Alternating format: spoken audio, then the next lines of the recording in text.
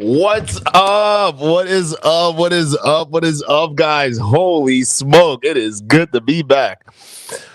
Whoo! It feels good to be back. I thank you guys so much for joining us tonight. Those of you guys who were here, a shout out to you guys. What's good? Sophia's in the building. Alicia was good. Was good. Primal's in the house. Blacklight was good. Was good. Hey, let's go. Let's go. Let's show some likes. Let's hit the subscribe button. Let's go. This is about to be a good show today, guys. What's good? What's good? Desimona, how you doing, girl? How you doing? Shabu, welcome, welcome, welcome. Wow, there's a lot of new faces in here. Appreciate it. CJOJ, what's good, girl? Welcome, welcome. Tessa, I see you too as well. Maniac, welcome, welcome. My goodness. What is good, everybody? Real talk. What is good? How's the week been doing? How's the week been treating y'all? Y'all been powering through? Holy shit. Yeah. Damn, it's that early over there. Wow. I appreciate you guys being here, man. Real talk. Real talk. All right. So without further ado, we are gonna go ahead and get started with the show. Seems like we got a healthy amount of you guys in here. So if you guys don't know, today we're going to have a nice little conversation, all right? And we're going to have a conversation about marriage. Yes, if you guys haven't read the title already, we are going to be talking about marriage in the modern day era, okay? Because, guys, I don't know about you, but I definitely feel that, most of the common sentiment out there, at least, is that it's dead in the water and it's gone.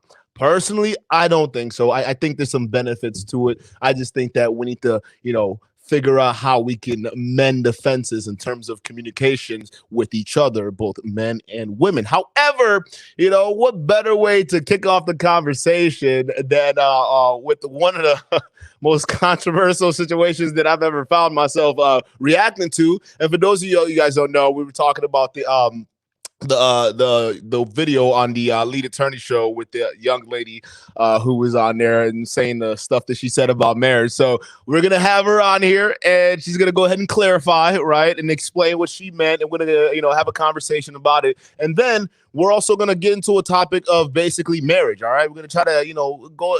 If you guys have a different opinion, let's have a debate about it. All right, let's have a conversation. I want to know where the hell this is going. K for Nick, what's good? Welcome, welcome, welcome. With that being said, let's go ahead and welcome my girl, your favorite pharmacist. All right, hold up. I think you got to unmute yourself, girl. What's good? Yeah, we good. Hey, what how you doing? Good? Hey, welcome to the stream. Welcome to the stream. You just go by your favorite pharmacist, or can I give you a nickname? You can call me a succubus. My favorite succubus. There we go. There you go. Right over here. All right. So why don't you introduce yourself to the audience, man? Who are you? What do you do? And how is it that you ended up in the situation that you ended up in? And please explain that shit. Well, my name is Your Favorite Succubus, but I go by Your Favorite Pharmacist. I have my channel where I talk about, it's basically a health entertainment channel. I have my girl Kay that joins me. We've been like best friends for years, yada, yada, yada. So I talk about health and entertainment, yada, yada. Anyway. So this came about because of the misunderstanding from the lead attorney. I speak in a lot of proverbials and a lot of, so I think I'm very misunderstood. Okay, and I'm not a succubus. So before we go in anymore, and I want you to explain that other side too as well. But before we get into it, for those of you guys who don't know, all right, your favorite succubus over here, all right, was on a Lead Attorney talking some serious nonsense. Now you heard it from her mouth herself. She said she was misunderstood, but what we heard and what the audience heard, it was two different things. Okay, because we heard a merry men, good men for sports. All right. Actually, there are three statements in that that whole back and forth you both had that I want you to break down. Okay. The first one is, all right, what were you thinking behind the statement marrying dudes for sports, good men for sports? Right. Now, I did mean that. Okay, you did mean it. Yes. Okay, go ahead. What do you want me to say? I meant it. Explain what that meant. I'm just being dramatic. I mean, I got you. I'm gonna tell. Hey, look, listen. I'm gonna tell you over here, okay? You can bring some of that drama over here, okay? You dealing with a different dude, all right? Just chill. What does that mean? That means. Yes, sir. Yes, sir. Is that better? All right. That's a lot better. I know to play along. There you go. All right. So, what does that mean? Marrying a good man for sport, like. How did you come about that dating strategy? Now, to be clear, guys, we're gonna be fair. All right, this is the past her. That she ain't doing this no more. But I want to understand because the reason why it caught a lot of people off guard. Let me just preface it with this, all right? Because it seems like that is the dating strategies a lot of young modern women use nowadays. Not necessarily for marriage wise, right? Well, how far you took it. But like a lot of girls you see nowadays, how they kind of like they get with dudes and it's just for, see what I can do, see what I can get out of the brother or sister, whatever it is. You know what I'm saying? So that's the situation that it is. So then we see a woman come on with Dirty talking about, oh, yeah, I did it for sport. Oh, yeah, I got married too. Yeah, I found a good man. I married him. So I want you to break that down. Help me help you. I don't need any help. I'm fine. Thank you, though. Okay. But no, seriously. I mean, I was a different person back then. And it was more so, and this is going to be a boring commentary, but I did it out of the PTSD I was going through. So a lot of times when you go through major life events, I had a major life event with my life. And sometimes it can bring the best out of you or it can bring the worst out of you. So it did bring out manipulation in me. But the men I married, we still get along to today. I mean, we still talk. We're cool. They're good guys, right? I mean, what do you want me to deal with? Bad guys? I'm asking. So what do you want? You want a woman just to be set up and have a man come in their life and just run through them? No, that's not good business.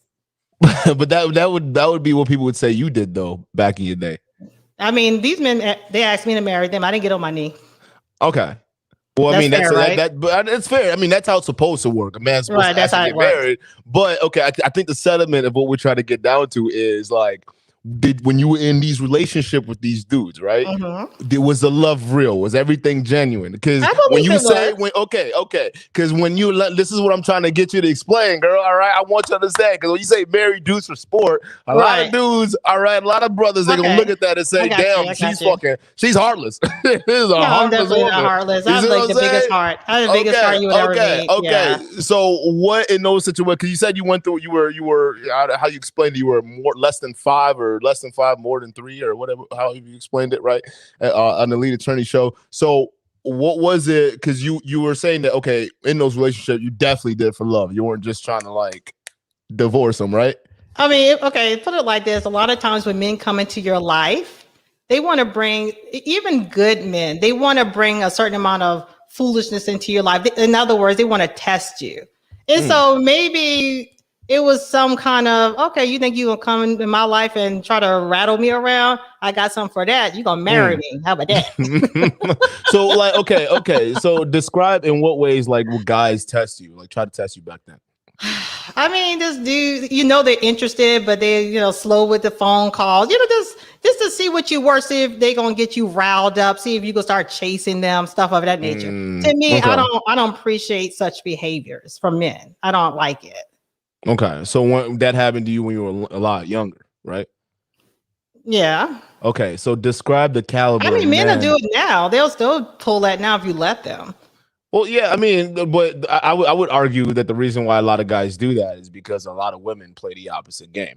So we go back to the question of the chicken or the egg, right? Because before they've met you, right, they've probably dealt with a sister where they've been overly, too into, and she probably described them as thirsty.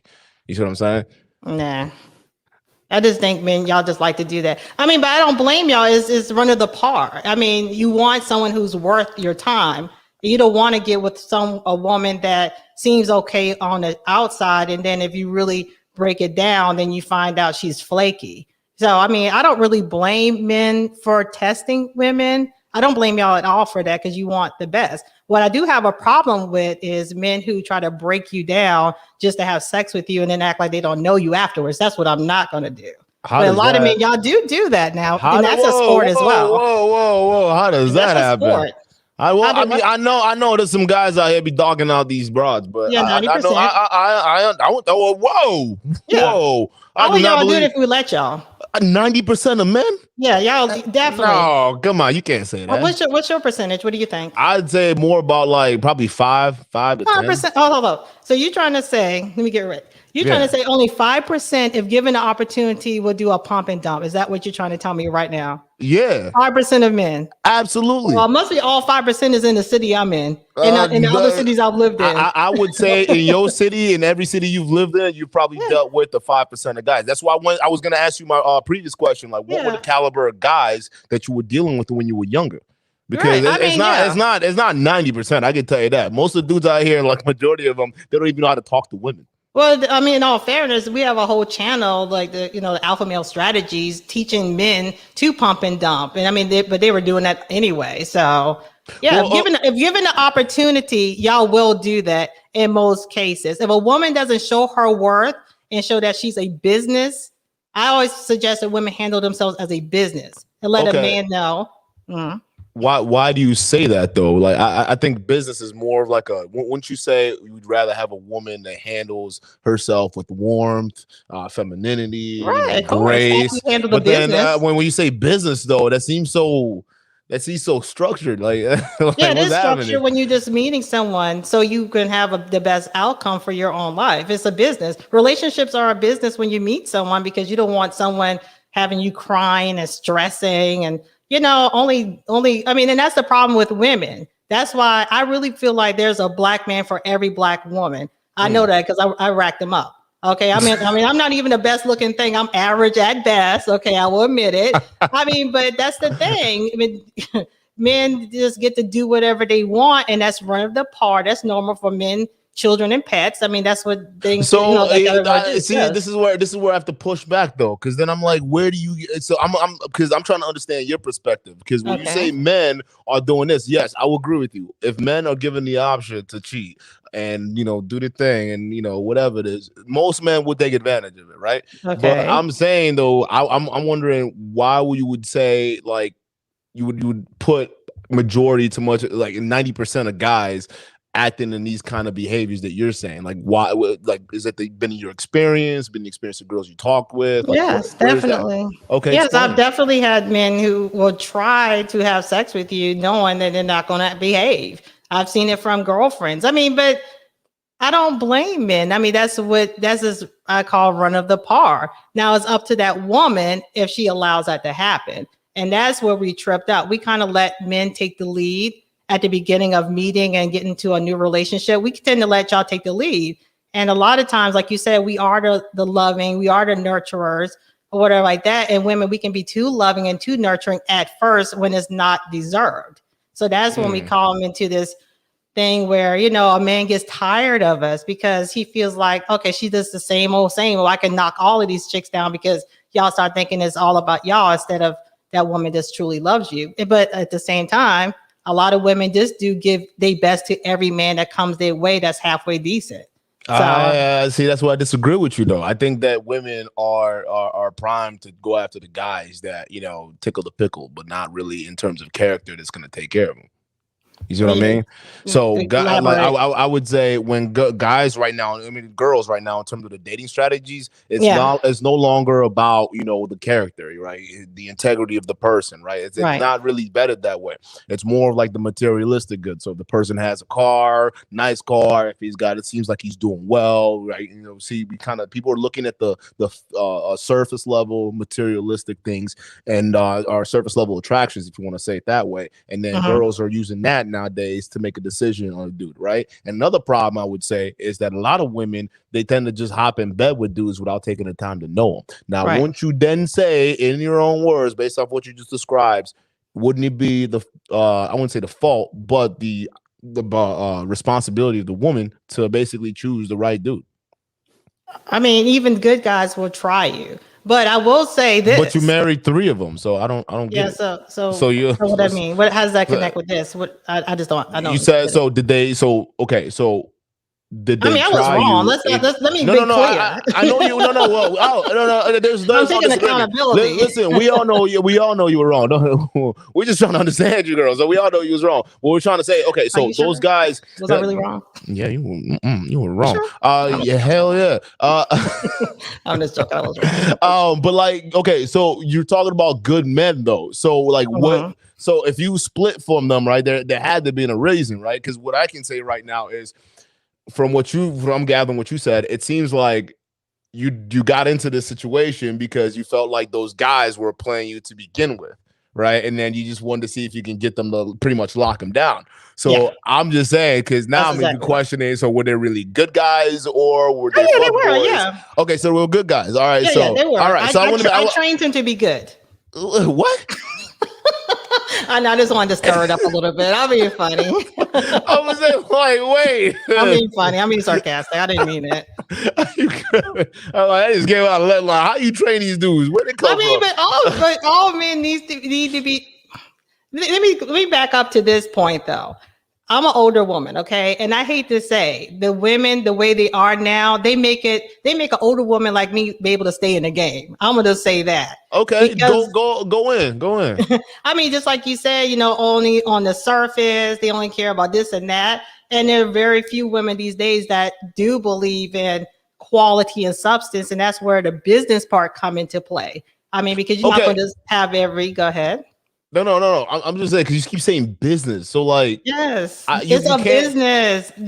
Don't you handle women with like a business? Don't you size her up? Don't you like, okay, I like this, I like that. Okay, she's maybe misbehaving. Okay, I'm gonna have to cut her loose for a minute. Maybe reintroduce yourself to see maybe she's gonna be better, well behaved. Is that not business? Nah, that's not how I do it. Literally, there's no thought into it at all. I think with my second head, and if she looks good enough, I'm gonna just walk up and just talk to her. We're gonna have a conversation. There's no business, no nothing about that. No. I'm talking about after that. But now, if you're talking about planning, like in terms of like when we're talking about relationship and planning towards something, maybe marriage or something beyond that, absolutely. That's a plan, but I wouldn't really call it a business, because a business it's there to make money. You're not making money in a marriage, right? You're getting benefits. I mean, you're getting tax benefits and whatnot, and certain privileges versus guys who are single. But I wouldn't call it a business, because then I call it a business. That's the adjective I choose to call it as, a business. I mean, but I'm not talking about marriage. I'm just talking about a woman should see themselves as a business. To keep ourselves from crying and stressing and calling and blowing up the phone, and he just like, meh, yeah. Everything's lukewarm. You've been with him for 5 years. You don't know what's going on. I mean, come on. That's bad business. But that's bad business, Duke and Dawn. I'm telling you, but why won't you just stop dealing with the guy if he's ignoring your calls, if he's playing games? Listen, we hold girls and guys accountable on this platform. So they come back. I'm just trying. And hold on, that's how I stay in the game. Because they come back acting right. That's right. And why do you think that is? Real talk. Like, why do you think they coming back? Because I handle the business. Business. Well, what else? What are you saying? I'm just saying. Okay, if most guys, they're coming for the box. They coming back for the box. I don't know if you got that whack. You're putting it on them. You're throwing it back. I don't know how it is, but most guys, like I said before, we hold guys and girls accountable. All right, and girls be playing girls. My stuff is trash. Girls be playing games and dudes be playing games too. I'm just saying, all right, if you're dealing with a dude and he's displaying toxic behaviors, the onus should be on you to just walk the situation and go find you a dude that's gonna be serious. Now you talk about dealing with him for 5 years, like why would you tolerate that bullshit? Why would most? I'm actually glad you said that though, because most women actually, I know, but like what you just described is what most women do nowadays. Exactly. That's the current dating strategy. So that's what I'm saying. It, like when you said what you said with the whole marriage stuff, right? That's the reason why I got so wild, is because that's reminiscent of how a lot of like modern women think nowadays. So real talk from you. If they thought that way, they would be getting married. Here's the thing. Exactly right. But here's the thing. They're not thinking that way. Right? No. The elements are the same in terms of dating. They just don't know how to get that ring. So they're not as crazy as how you did it, right? Is it crazy or was it good business? Hey, you call it good business, all right? I'm just saying 3 marriages. Okay. No, that Okay. was bad. That was bad. That was So very see what bad. I'm saying? So like, That was okay, bad. I'll so admit now to it. see Well, I told you I came from a bad place. see, okay, now I'm gonna get into it because here's what I'm trying to wrap my head around. I'm trying to get Let's the go. audience Come to see on. too as well. All right. Come So on. because you're using business interchangeably, you will marry 3 times and divorce, right? Okay. Yes. Now typically support tends to go to the woman in Mhm. these certain circumstances, right? So Right. in a situation where marriage isn't technically a business, but in this situation where someone's getting divorced in AEU and you being the gender that's more likely to receive I didn't funding, get anything from right? it. I'm just saying, but Child I'm talking support. about at large, alimony Right. and whatnot, right? I would say it's a business to most women because they're benefiting from it. Men don't see marriage as a business. We see it as a contractual obligation to be able to raise kids and prosper and be good, loyal, tax-paying people. I That's like pretty that. much it. That sounds Okay. great. Okay, but then when you say it as a business, it's almost like somebody's getting paid out. And in this case, No, when you talk no. about marriage and I'm looking at divorce, I'm thinking, okay, the woman's getting paid out. So is Right. it a business for her? Are modern women going into this situation, marriages, are they viewing marriages as divorce? And that's real talk. Because like we look at situations like PJ Washington, for example, Right, I got you. right? You know, what's his like Dr. Dre, some of these other guys, right? $200,000, $300,000 a month, alimony, child support. You see But what they I'm saying? probably deserve that. They probably cheated. I heard Dr. Dre had an outside baby. So of course, there's no hell have fury like a woman scorned. So yeah, if you're gonna have an outside baby, guess what you're gonna have to do? You're gonna have to get it where it hurts. But that comes with the territory of dealing with guys like that. No, that's no. Now you're giving guys a cop out because they make a lot of money to get to exercise all their options. No, what about just being a good, decent human being? That's what we're trying to get me to, right? So why they can't be accountable as well? Well, I mean, we hold them accountable. Look. What's that? What's that dude from Wildin' Out? Nick Cannon, right? He's wilding out right now. Okay, Yes, he is. I don't support what he does or any of y'all MF out here that not out here protecting your seed and not here bumping and dumping these broads. Like literally, you are part of the freaking problem, and this shit needs to be knocked off. However, it doesn't excuse the fact that in today's climate, a lot of times guys can't help to feel like women look at relationships for what they can get out of it. When you talk about child support, getting money out of it, alimony, getting money out of it, or even in situations where they're just getting in a relationship and expecting a man to just buy him Birkins or buy him like expensive dinner dates and whatnot. Because you expect that doesn't mean they're getting it. And plus, men go into it too. Men go into it wanting sex. And y'all want to rack it up. So what's the point? Okay, so men want sex and women want money. So what's the problem? We all want something. So y'all just have a problem because y'all don't want anyone in y'all pockets, but y'all want everyone in our vaginas. No, that's not fair. But that's not what I'm saying. We both want something. Well, right. But that's what I'm saying. We say that on this platform a lot. Women have the box. Guys have resources. Guys have to understand how to use their resources to get to the box, right? We're not complaining. We're not complaining. We all be running through us and we just take it, right? What do you mean no one's complaining? The women are complaining right now in the dating market. That's who's complaining right now. The biggest because they're not handled because they're not out of business. Right. Okay. So let's go back to themselves as a box and not a business. They got the wrong B. They should see it as a business and not see themselves as a walking box. See, I feel like that's the problem though, because this is what I'm trying to get to you. Like, I think that that's the problem. Most modern women see themselves as businesses right now, right? They think that they're boss babes and boss chicas and whatnot walking around out here. All right, thinking that finessing guys and scamming and doing all this stuff is the way to go. All right, why are guys doing it now? No, here's the thing. Because when you explain business, right, and let's go back to because we're gonna pull it back a little bit. All right, okay. When you explain business, you were talking about how how she can conduct herself in response to how the man treats her, right? Whether he's ignoring her calls or not getting back to her or not giving her the right amount of attention, correct? Okay. Now, doesn't that, it's almost like equivalent to saying that, okay, modern women should treat these as a business, but it's like I almost see it as women putting their guard up in certain situations. Right? No, you're not. Hold on, back up. So I'm supposed to meet this dude off the street, right? And he seems cool, and I'm just supposed to just give him everything, just love and my nurture and all my info. I'm supposed to do all of that. I'm not supposed to be guarded. I'm not supposed to see what he's about. I'm not supposed to vet him. What are you saying? I'm not saying you shouldn't vet. Perfect. I'm glad you said vet him because then that means that the example you just gave initially doesn't make any sense because you said if I what see example, which one? Because what you just said, if you see a random dude off the street, if you're just gonna give him everything, right? And then at the end you said vet him. You're supposed to vet him first before you go deal with some random dude. That's how it's supposed to work. No. Right? I'm talking about just meeting. You said this random guy off the street. What I'm saying is, and then after you get to know them, you're supposed to still. I mean, okay. So what? Okay. So you're saying no. Continue. Are we supposed to have our guard down right at the beginning, or like when are we supposed to keep our guard Obviously, up? after you get to know them a little bit, but not only that. I think that not like literally even after a month.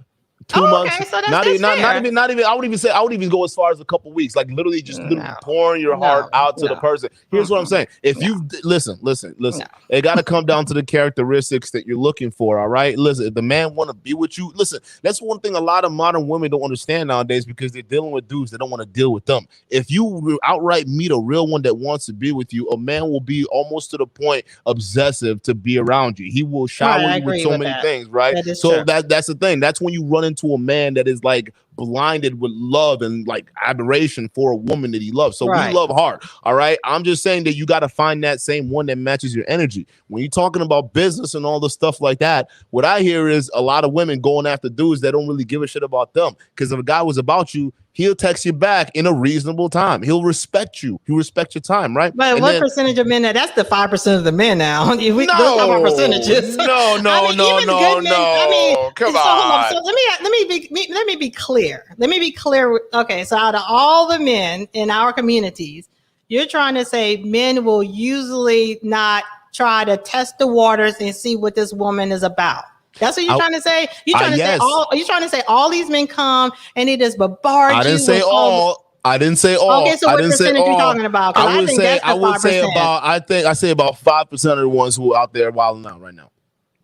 And I would say the rest of it. I would say the rest of the 95% of the dudes who just out here just trying to be them, right? And that's just literally it. Well, you're not a woman, so you clearly don't know that's not right. I'm not a woman, but I can logically see. Okay, let me. 5% of the people you and who you hang with, obviously. So you are with a great community of men, and I need to hang out with y'all because y'all sound I'm out and about. I mean, good men all the time, man. I'm telling you, you go to you're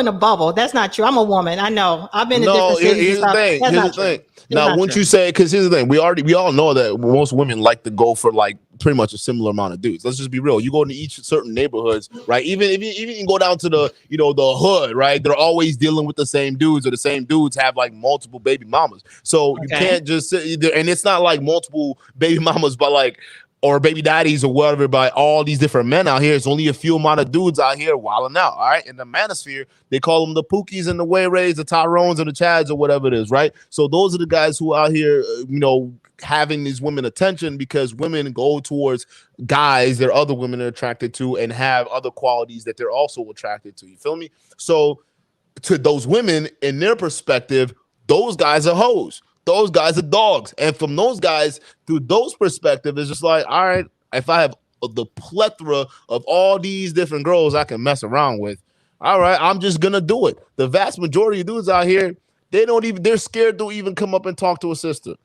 Really? Yeah, that's like the perspective of a lot of dudes. Like this platform, a lot of guys will admit that shit.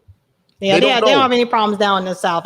Maybe it's the dirty South or something. They have zero problems of walking up. The high value men, the Pookie and Ray Rays, they all got the same kind of balls. They will come up on you. Maybe and the high value men and the Pookie and Ray Rays will try to play with you if you let them. I mean, but like I said, I don't have any problem with that. I just think that's vetting a woman. You don't want a woman that you feel that can just open up to every man. You want to feel like she opens up just for you because she genuinely likes you. What do you mean by open up though? Open up let your guard down. Okay. And I think that that's where we're getting confused. I don't think it's for every man. I think it's for men who vet. Right. So if a woman vets a man and she should vet every man she deals with, but the problem is most women don't. So that's the problem they run through right off the bat. We agree on that. If a woman would vet every man, right, and understand who she, and it doesn't have to be every man, but we understand that women are spoiled for options, right? So if they can figure out the characteristics of what makes a good man, I mean, you women have the capacity to do that. You did that 3 times, so that's fine, right? But here's the thing.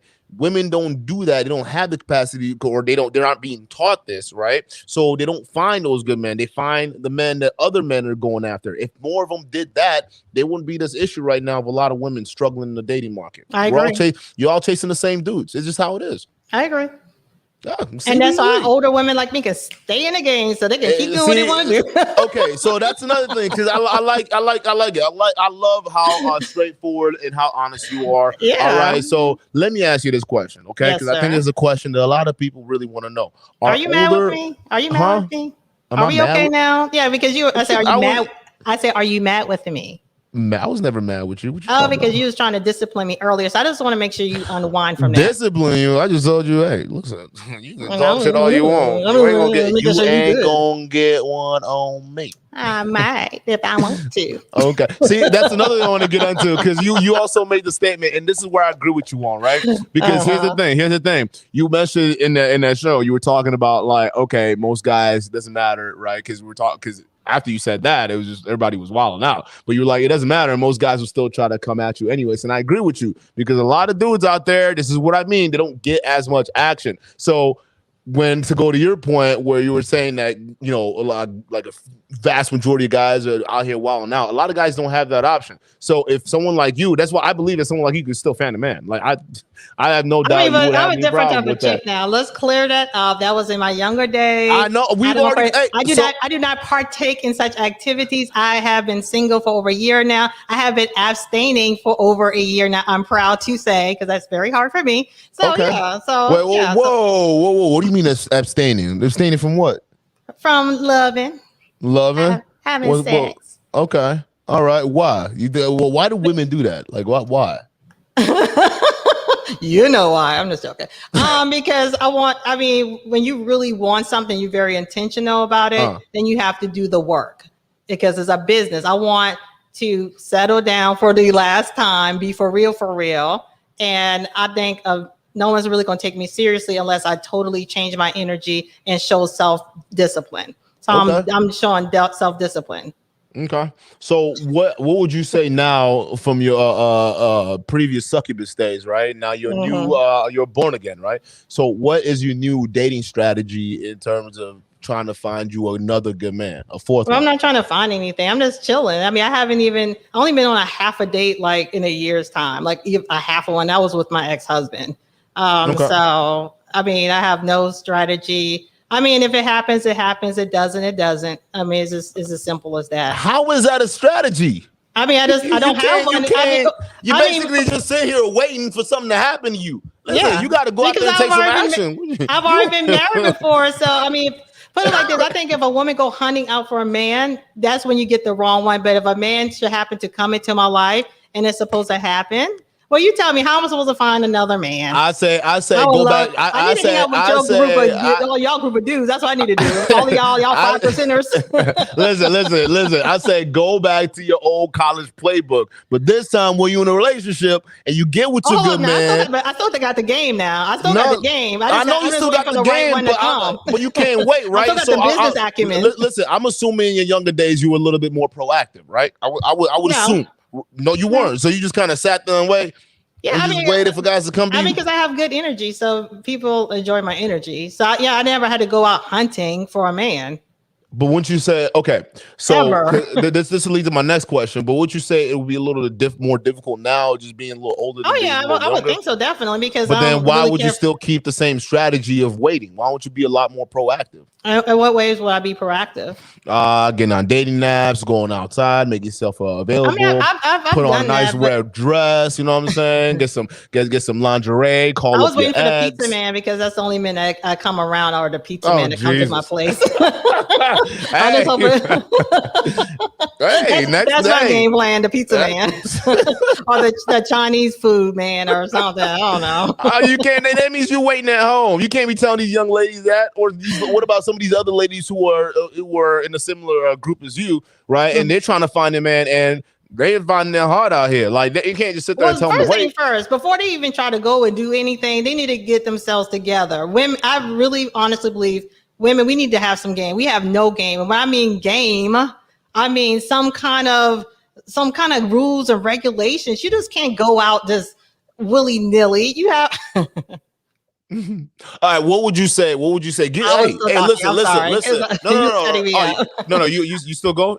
Yeah, I was stuck. All right, I was just joking around with you. But yeah, we just have no game, like none whatsoever. So that's why men just tend to run amok on us. And we have to understand that our love is very valuable. Our hearts, this is for the good women, not the ones who just want the Birkin. Even the ones who want the Birkins and the Rolls Royce. I mean, even if they ask for it, it's not like they're going to get it. But that's just, they don't know what else to do. That's like a hopeless woman, or when men act out, that's a hopeless man. They feel like they can't be in control of their own situation. They feel like there really aren't any good people out there. So they just like, well, screw it. Let me just ask for Birkins. Maybe just throw it to a win and see what happens, I would say, do you think they feel that way because they genuinely believe that, or they feel that way because it's like they got hurt once and they're too scared to try? Probably, I would say the latter. I mean, it could be from seeing, and I mean, a lot of the things, the business part of it, I see from, my home life as well. I see how my dad, he is the ultimate alpha male. And my mom is a very, very, very strong woman, but she submits to him. And so growing up, I'm like, ooh, I don't want to ever submit to a man like that, Why? No, submit to that extent. Okay. Like, dude, how crazy was it? Give them an example. I mean, I don't. It's my parents' business. I don't want to put it. I have a really good example. Your mouth would drop. I can tell you afterwards if you allow me, but your mouth would drop wide open. But I was like, I can't. But now, as I've gotten older, I think that was my whole problem. I really wanted a man like my dad, but I was always not wanting I want an alpha male, but not like that. Whew. He's something else. My daddy's something serious.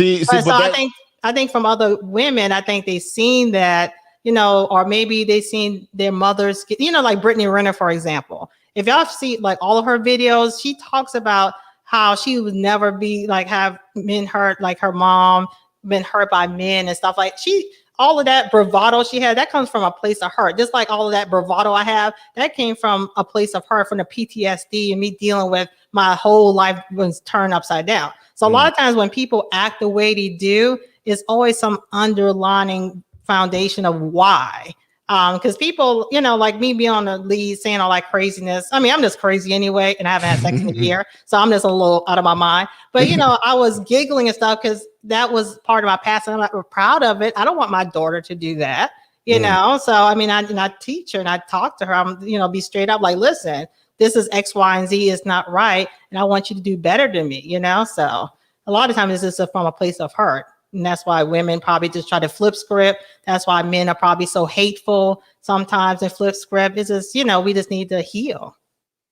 Now, won't you say it's because that a lot of women weren't really brought up to be taught to find the right man to look for? Because a lot of times what sets off this initial chain of hurt is them going after the alpha guys, right? The guys where, they think he may remind me of my dad, or, he looks like what a man is supposed to be or act like or look like or whatever. So they chase after those things. And then they end up realizing that, oh, shit, well, that just blew up in my face. And now I'm the fear of trying again. I'm not going to try to do that anymore. All men are this, all men are that, right? Or maybe some of them do try again, but then they try again with a similar type of dude and it blows up in their face again, right? So that's what I'm saying. So going back to my previous point, now wouldn't it make better sense that women like you, who clearly is honest upfront and understands the game, the difference, and who's played it, by the way, difference between how you did it versus how you doing now, and see the similarities with these younger women and actually be better off guiding them, right? Because we don't see a lot of women older telling these young girls, yo, I was there, is not a good thing. That's not true. I mean, because when the kind of work I do, my technicians are way younger than me. And I try to tell them, I try to teach them the game and everything, but I'm just like some old chick that have old values, and they really believe that their box is the end all be all. They don't believe in cooking. They don't believe in having a house clean. They don't believe in none of that. They really believe, there's a tongue out. And it's like, I was like, okay. And so, and how many times come on now, this is so ridiculous. So older women, we are trying to teach, just like you trying to teach. I mean, I'm not sure how old you are, but it's like some older man trying to teach a guy who wearing the skinny jeans the game. They're not going to listen to an older man because they think they know everything, and all they brings is squeezing those skinny leg jeans, you know? So it's just. See, that's where I disagree with you, though. I think if anything, more women are more inclined to listen to other women. Especially if they're speaking. I think so. I'm a woman though, so I would know. I'm a woman. I've tried, and they don't listen. Trust me. It's how you deliver the message, though, right? And sometimes, trust me, I give it to you like I'm giving it to you right now. I give them straight up. I tell them my mistakes. When you work in a small box in the pharmacy, you know everyone's business. They trust me, and I've been to different locations. They don't listen. They do not. They do not. They really think these young girls these days with all the music and stuff. And don't get me wrong. I mean, I have a young daughter. I love these young girls. And they do come back after they screw up. They'll still come and tell me what happened. I'm like, see, I told you. So trust me, they're not listening. Just like young men, they're not listening to wisdom. No one wants wisdom. Everyone wants entertainment. I would agree with you partially on that. Okay. Yeah, like most guys, they do look for that stuff, but they're only just because they're being guided by the wrong people, right? Even in here, like part of the reason why we're here too is because a lot of the guys are tired of listening to some of the other stuff they're hearing from these red pill spaces. Like some of these guys are talking about women all kind of crazy like and whatnot, saying all women are this and that, and putting them in the categories, which are getting these young men to either go into one or two categories, go out here and start dogging women, or go out here and start tricking and simping. So that's literally what it is. So we're out here saying, all right, there's another way. Like you can still have relationships, you can still have these conversations. You just have to be open about it. So when you're talking, and it's been successful, right? We have a lot of new faces, a lot of new guys coming in who are open and honest, and even women having their conversations about the dating market. I say it's a lot easier when it's coming from a woman, right? Like these raw, open, and honest situations. And it's going to be a lot more receptive to them versus, a guy. Now, I can say what I can say, and yeah, we have a lot of women who can listen, but it really hits home because the experiences are so similar. That's why I disagree with you on. Right. Okay, we agree to disagree. We agree to disagree. Okay, hey, that's I'm no fun. We can do a call. I mean, but I'm a woman, so I know. But I'm not sure what your experiences are. But I know as a woman, I definitely know other women aren't listening, and I give it to them straight up and raw. I mean, what delivery should I be giving? Since because that is a thing that y'all men love to say, that the older women are ruining the younger women. No. The internet is ruining younger women. The genre of music are ruining, that all of that's happening. We're not doing anything. Like I said, I mean, I don't mind. I tell them to them straight up. Okay. I let them see what works for me. I let them see what doesn't work for me. I tell them what's not going to work for them. And it happens just like clockwork, but they don't want to listen. So what delivery should I give them? What is wrong with my delivery for them not to listen? Because here's the thing. With a lot of women, when they talk to other women, they tend to soften things up. And they tend to be around the corner. They don't really get to the heart of it. And I think you'll see a lot more. You'll get a lot more response. Initially negative, but overall positive is more. It starts to sink in. If you're like a lot more direct, and you got to literally just pull at the heartstring and let them like really know, like, hey, like this is what's going to happen to you when you out here playing these games, like these Cardi B's, all these ladies out here talking this shit. It's not real. Like literally, you can. But they think those girls think it real though. They really do. They do think it's real. They do think it's real only because these fools out here are perpetuating that idea, and there's not enough voices, right? Like with women like yours to come out and say, hey, I'm gonna keep hammering till this gets into your head. And not say all women would listen to that, right? But like I wouldn't say the vast majority, but a few would pay attention. Listen.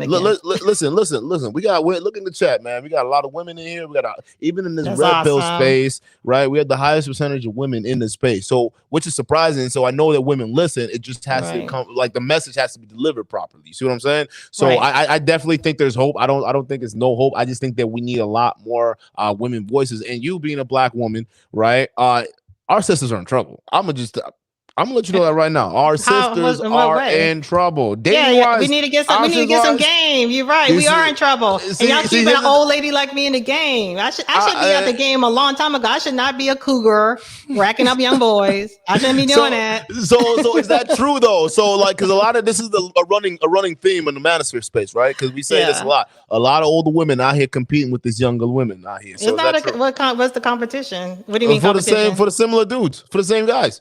Oh, really? Yeah, how do you not know this? And you just said you out here competing. I'm just saying. I said it's not a competition. I'm just saying still in the game. I should be out the game. Technically, I should be married, but I should not be in the game though. I should not be able to have anything. These young girls should be able to rack them up. Here's the thing, and I should only be getting the scraps. But unfortunately, that's not the case because they make it easy for women like me who still have some kind of substance to them. Who knows there's more than just my box. That brings an interesting point because Kevin Samuels talks about this a lot too as well, because he talks about a lot of times older women should know the game better. But here's the thing that we're seeing: a lot of older women are also finding themselves in this perpetual hole too as well. Real talk, like when it comes to y'all women, there's no real leadership out here. Yeah, you're right. So and what leadership do y'all have? What do y'all call leadership? And y'all we don't have one either. Oh, okay. I was hoping you didn't say Kevin Samuels. I'm not gonna say. Listen. They call Kevin Samuels the godfather of the manosphere, right? And partly reason because he has the largest audience, he can reach the most people, and even when we talk about, I'm sure he has a larger percentage of women who are watching his show than pretty much any other channel in this space. However, so they call him the godfather of that space. However, he's kind of the one that in terms of this, because I would say even in the red pill manosphere space, there's a lot of different factions. But I would say they're factions where they're teaching guys to like, just go dog these girls out. They ain't here shit, whatever it's like you would describe alpha male strategies. However, I think it's a little bit more than that. But some of the other guys will get that message. All right, and then you got the fresh and fit guys that are. I mean, they're just taking the council of nerds, all right? They're just gathering these folks, all right? And then they're not really even doing shit for these boys. They just taking their money, all right? But then you have some of these guys like Kevin Samuels, right? And then I think you could put O'Shea Duke, the Man Mindset, Steve the Dean, some of these guys in this area. Well, I would put Steve the Dean more on the seduction side, but and we can be in this area too, but we're still advocating for relationships, men and women getting together, people like that. So that's a space that's actually pretty new and that's coming out. Because other than that, this red pill space, real talk has just been about either dogging women out or I got it. Fresh we don't have any usefulness. Fresh and fit are teaching men how to trick. All right, so that's the male trick community over there. All right, they teach guys how to trick, and then we do a relationship. So listen. All right, if you ladies out there, right? I'm not talking about ladies in the chat, but some of the guys ladies who are casually watching, right? If you guys want to find you a trick, go watch some of the dudes on Fresh and Fit. They will pay to fly you out. And it's not coming from me. Like literally, Myron Gaines said it. Myron Gaines and Fresh Fit CEO said that their audience fly the girls out. So listen, it's just not me. If y'all want to get the nice treatment over there, that they treating tricks over there. All right, but I would say it's broken down in those different factions. But I would say, I wouldn't really call Kevin Samuels the leader per se, but I would say that there are a lot of guys who are coming out with voices kind of like in more of a community type sense, who are just saying, hey guys, this is the authentic truth. We're not out here just preaching you to go slay women down and knock it down and whatnot. And we're not all here preaching you to take your ball and go home like some of these black pill guys. All right. We're telling you, all right, this is how women are, right? This is how your favorite previous succubus, was acting when she was younger. And this is her strategy now. She wants to get married. She understands that she could have been out here. So that means that women do have the capacity to come to the conclusion. However, we want to be in a situation where they come to that conclusion before they get to your point. You see what I'm saying? What point? What do you mean by point? Older. Okay. Older and not married. But older and not married. I can get married now if I wanted to, literally. I can call up that person and say, I'm ready. What's up? Your ex? Literally. Would you get back with your ex? No. Why not? Because I don't want to. You went on a date with him? Yeah, I was bored. sex with dudes just because you bored, honey. You gotta change. Listen. It was You're supposed to be a changed woman. No. Listen, I was bored, and it's been a year, and I was kind of thinking about maybe. Then I decided, it ain't worth it. Screw it. I didn't want to go down that road and be stuck for another 2 years. Okay, so what kind of guy are you looking for now? Like, what kind of man are you looking for? Because I mean, are you looking for the good guys like you were dealing with before, or I like simps. I love simps. They're like so cool. Be honest. No, to be honest with you, like at this point, and this is going to be corny again. I'm coming to the place that when it comes to marriage is very, very, very difficult. Okay. And I know someone like me made it difficult, but regardless, is very difficult. I want a man who puts God first. I honestly feel like that's the only way a relationship, a marriage is going to work if God is your foundation. And so if God is first and a man knows to follow God, then a woman will follow the man, and he would know how to love the wife, and she would know how to submit to him. So that's what I'm looking for. So that's why I don't mind not hunting out for men or going on dating apps. You know, I've done dating apps in the past just for the heck of it, but you know, there aren't any God-fearing men on the dating apps usually. Even on Christian Mingle, it's still a lot of foolishness. So I'm really in the place of, if God has something for me, a man for me, then that'll be it. If he doesn't, I don't want anything God doesn't want for me. But period. I feel like a lot of women though, they put this on God. Like, you can't be putting it on God. Like, what else would you put it on? Everything starts with him. However, you got to find them good men in the past. That's the same work you got to put in to go find a good man in the future. I didn't put any work to find them. They just came into my life. Well, you're going to have to put on the work now because you're just sitting here waiting on God. God can't help you. God sent 3 good men. He sent you 3 men already. All right? He's already. How do you know? How do you might want me? He might want me to have 5 more. I know, because you just said you have not done anything different than what you're doing now. I'm just saying. No, you said God. I'm referring to, you say God is done with me. You know, he already gave me enough. Listen. There can only be so many chances. All right, God can say, "Listen, I done sent you 3 men. I done sent you 3 good men. All right, you know how many of these busters out here? Do you know how lucky you are? All right." He blessed me with good business acumen when it comes to men. That's what he blessed me with.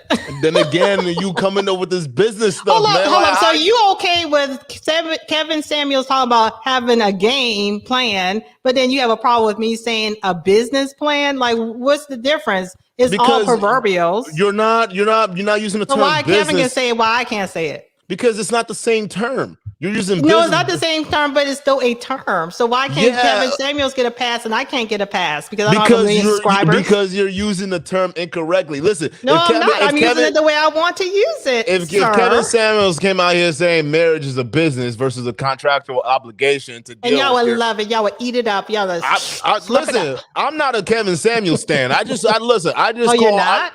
Someone just got much cuter. Look, hey, hit me up on IG. Let's go. I got you. But listen. I'm not saying. Listen, look. Am I denying that Kevin Samuels doesn't have a bunch of stands? Listen, they got themselves a lot of stands out here, man. Like, I'm telling you. But is to say, we will point out Kevin Samuels when he's wrong. We will point out some of these guys when they're wrong.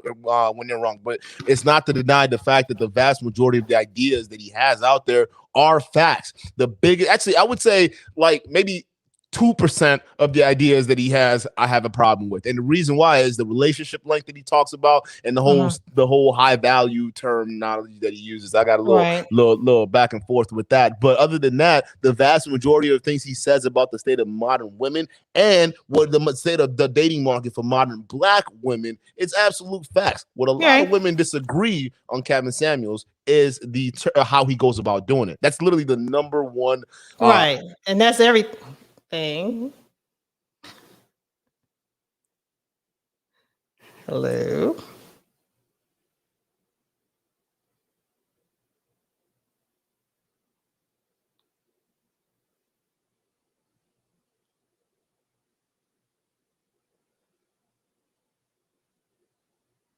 Okay.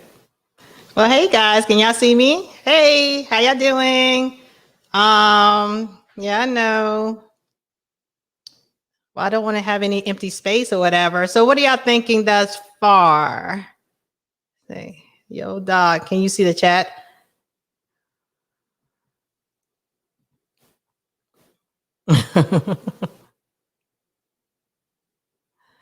What about me? I'm a country girl. That's basically it. One daughter, she's out the home. I have 2 dogs. That's basically it. I'm pretty boring. I'm a pharmacist. That's it. Pretty boring.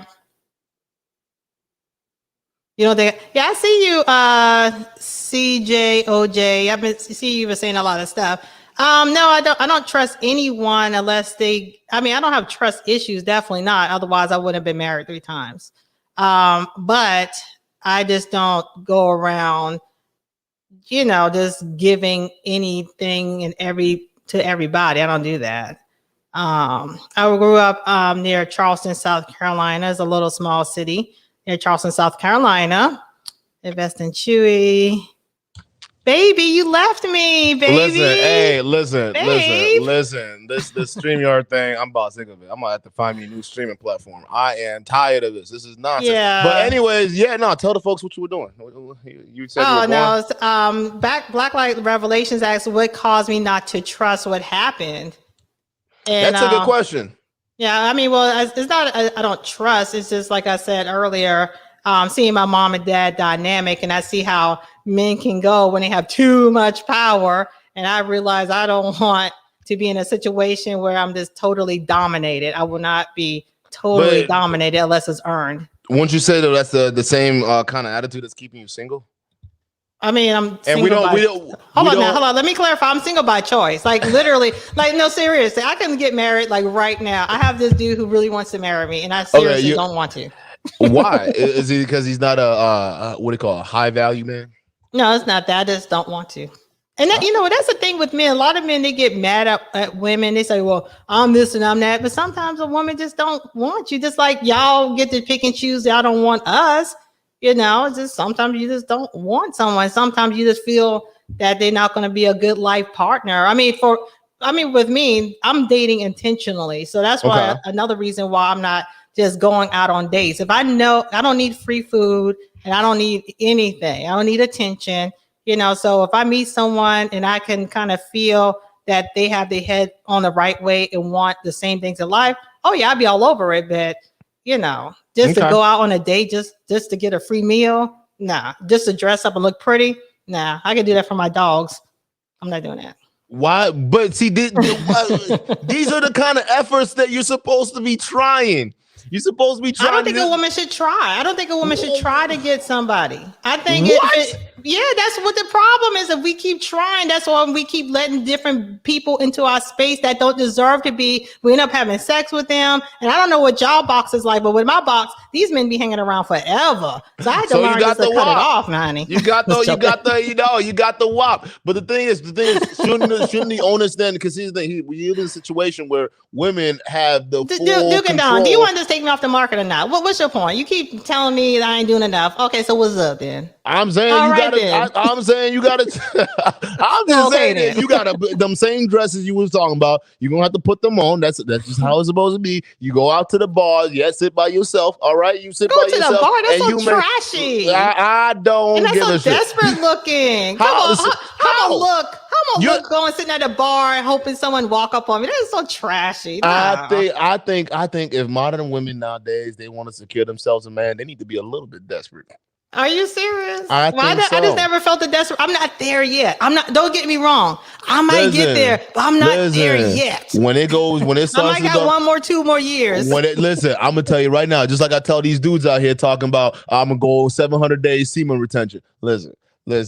All you gonna be thinking about is sex. That's it. So you better go ahead, because here's it. What's gonna happen? What's gonna happen when you get with a dude, right? You're right. Then you end up fucking him, and then guess what? He's gonna be like, all right, well. What's up? What's up? Thank you. I appreciate it. Hey, you know what I'm saying? Or he might just wild out and be like, damn, bro, that box. Oh, shit, girl, you got to be crazy. And now he's no longer that alpha dude or whatever the fuck. You see what I'm saying? Great point. You got to be a little bit desperate. That's why I said, just tell these girls out here, hey, listen. Just be a little desperate. That's all we're asking. So what are you saying? I'm supposed to go screw around or something so I won't be in a point of desperation? I'm not saying screw around, but hey. So what are you saying then? So what should my game plan be? I would say, first of all, go get you a cucumber, take care of that, and then go out to the bar. All right, go out to all these different. Listen. Go to the gym. What about if I just slide up in your DMs? I'm gonna slide up in your DM. I'm gonna work that angle. I slide my DMs. I don't know if I fly you out, but you can come through. Yeah, okay. I don't need your money. I'm good. See, that's perfect. I'm gonna tell you right now, though. Hey, don't be looking for no long term. And then we're gonna do a show, and I'm gonna be sitting in your lap on doing a show together with you. How about that? No, shut up. Nah, you're gonna be right there. My traps though. Whatever. There you go. As long as you ain't got them raptor claw nails. Hey, listen, I'm just saying, a little desperation. Look, you're already presenting yourself as someone that wants to be wifed up. I'm just saying a little desperation will go a long way to help your cause. Okay, I'm gonna desperately be in your DMs. What else do you want me to do, Duke and Dawn? I'm not saying just me. I'm not saying just me. I'm just saying, right? Speaking for you, speaking for your demographic. That's basically what I'm saying, right? All right, so let's get into this. Okay, so your thought, because we can now slide right into this next time. Then Kuro, why you saying it's too late for me? Oh my god! Like, why are you saying that? That's not true. See, here's the thing. Is marriage worth it now in this modern day and age? Yes, it is. Okay, marriage is a beautiful thing. It really is. I mean, I took it for granted. I wasn't definitely wasn't a good wife, but it's beautiful. Just two people who join together and working through life and accomplishing a legacy. I mean, I think that's, as a Black community, and I can't talk because I've made past mistakes and I was not thinking of legacy. But legacy is so important. And I think that's the only way that we can become strong in our communities. We don't have legacy. We just don't. Back in the day, there were some type of legacy. But I mean, just like I love the legacy of the beach in New York that was taken away, and that's a legacy of people who fought for that years and years, and now they get their beach back and they get to carry on that. Now that's legacy. Like, what about if there was a bunch of Pookie and Ray Rays and everyone was dispersed or half dead? That beach would have stayed where it was. But because of legacy, because that piece of legacy, that beach is there, they always had something to hope for, and that was their legacy, and they won it back. So that's just beautiful to me. So marriage is beautiful. It really is. I agree. See, we agree with marriage on this platform. We agree with relationships, I think that, and I also agree with the legacy part. And I think that's a big part that a lot of people are missing. That they think is just, when you get married, it's okay, I got the wedding and that's the end of the picture, right? And they don't understand the work that goes involved into thinking about it is legacy. A lot of work. It really is. And correct me if I'm wrong, I think that a lot of that work comes from being selfless, right? It comes from giving a part of you to this unit, right? Because then, it's not going to function if you don't give yourself to it. I think the problem is nowadays a lot of people come into these situations selfish, and now we even see dudes coming into this because we rail on the girls, right? So, you guys want is this and that. That's fine, we get it, right? But some of the guys also, right, with some of these other podcasts and some of these other places out here, they do come in with the intention of, okay, well, how do I come up with little investment, right? Maybe have it just come through, maybe not even, take it on a date, and how do I put up little amount of investment and still try to secure the box? So we're in the stage right now where everybody is just trying to get what's theirs, and it's honestly it's to the point where that's where that legacy kind of gets a little difficult, because it gets out of sight. But we agree on that. But let's get some people why she thinks she approached marriage. Oh, CJOJ, I think she already kind of went out there. She that was her past life, right? She was saying why did she think she approached marriage the way she did? From seeing my parents. Even though they're still together, they've been almost married for 50 years now, so I hate also that I broke a generational curse. I mean, I started a generational curse. Like my parents are married, my grandparents are married, not divorced. Everyone is still married, and have not divorced. And I'm like the first generation of it. And I hate that. I don't want to carry that on for my daughter. I want her to have a successful marriage and a legacy. So I had, that was a lot of my thinking. And I mean, really, like I said, to be honest with you, if you want a successful marriage, like you said, people are selfish. Women are so selfish. Men are so selfish. You have to have a pure, loving, giving heart. If you're not a giving person, don't even get married. Don't even try it. and that's why I still can get along with my exes now, because I am a very loving and giving person. I just had my issues and they understood that. So it's no harm, no foul per se. I mean, I didn't take anything from them. I did get child support, but I mean, what was supposed to happen? But you really have to put God as the foundation. That's just all to it. I'm not trying to be a Bible thumper or anything. But if you don't, like, what guidelines do you have to go by? So when something goes wrong, just to back up, pray about it, and then let God take over. You have to, or this marriage will not be successful. Bottom line, period. I firmly believe in that. No, I completely agree. And I even go back to the whole Derek Jackson situation. We all like to clown Derek Jackson over here, right? We already know what his kind of game's all about. However, when that situation went down, when everybody coming out and saying that he did this and that, well, guess what? They still stuck together, and God was a situation where it was very, very present in their life. So I definitely think when you have a solid foundation during rocky situations, you can always figure out where the level is and figure out how to bounce back from there. So what would you say, in your opinion, right now to for guys out there who are trying to vet women, right? Because we talked about earlier, a lot of mentality that you displayed way back in your youth. A lot of young women are kind of replicating that, but they're not really even thinking so much as marriage nowadays. All right. So what kind of signs would you tell young guys to look out for when dealing with women dating market when they're searching for wives? To keep them from getting a succubus, you're asking? Yeah. From landing a succubus. I mean, to be honest with you, just like I said, I mean, you really want a woman who genuinely believe that God is the foundation. And believing is one thing, but having the fruit of the spirit is another thing. Okay. You can, I've dealt with men who claim they were a part of the church and they can be the biggest devils. Okay. Same thing with women, so just observe her fruit of the spirit. You just have to. That I did not have the fruit of the spirit. I may even talk of one thing, but I had some shisty ways about me, and it was obvious. So it's not like they were totally oblivious, but they weren't in that mindset of wanting a God-fearing woman. That's just all to it. I mean, so that she says she puts God first.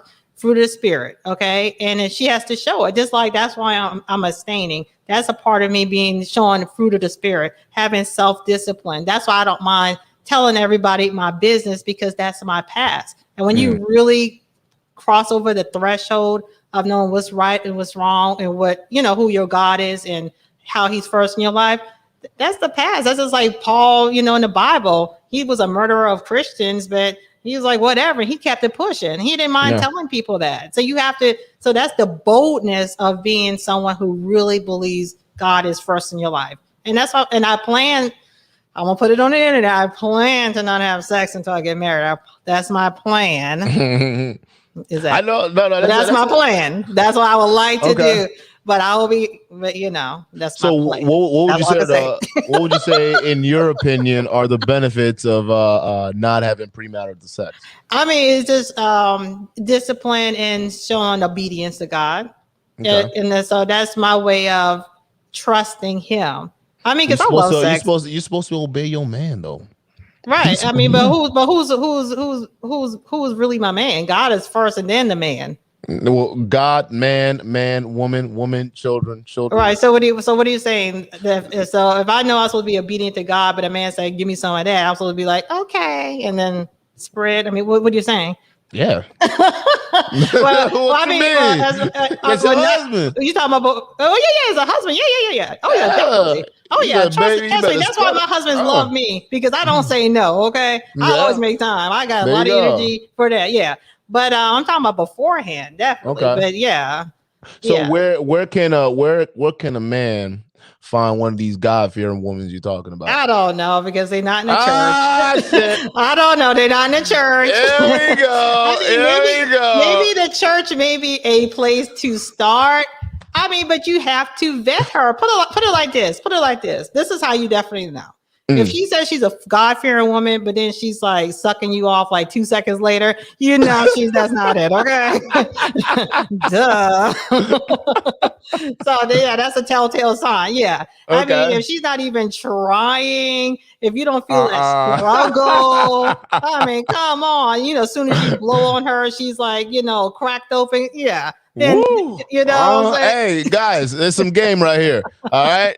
Then you know, and that's the kind of woman you do not want, because she's a double-minded woman. That's what you do not want. You don't want a double-minded man. You do not want a double-minded woman. Those are the worst kind of people, because they will always try to manipulate you. They will always just try to work circles around you. And then they always flip back and forth between the two mindsets.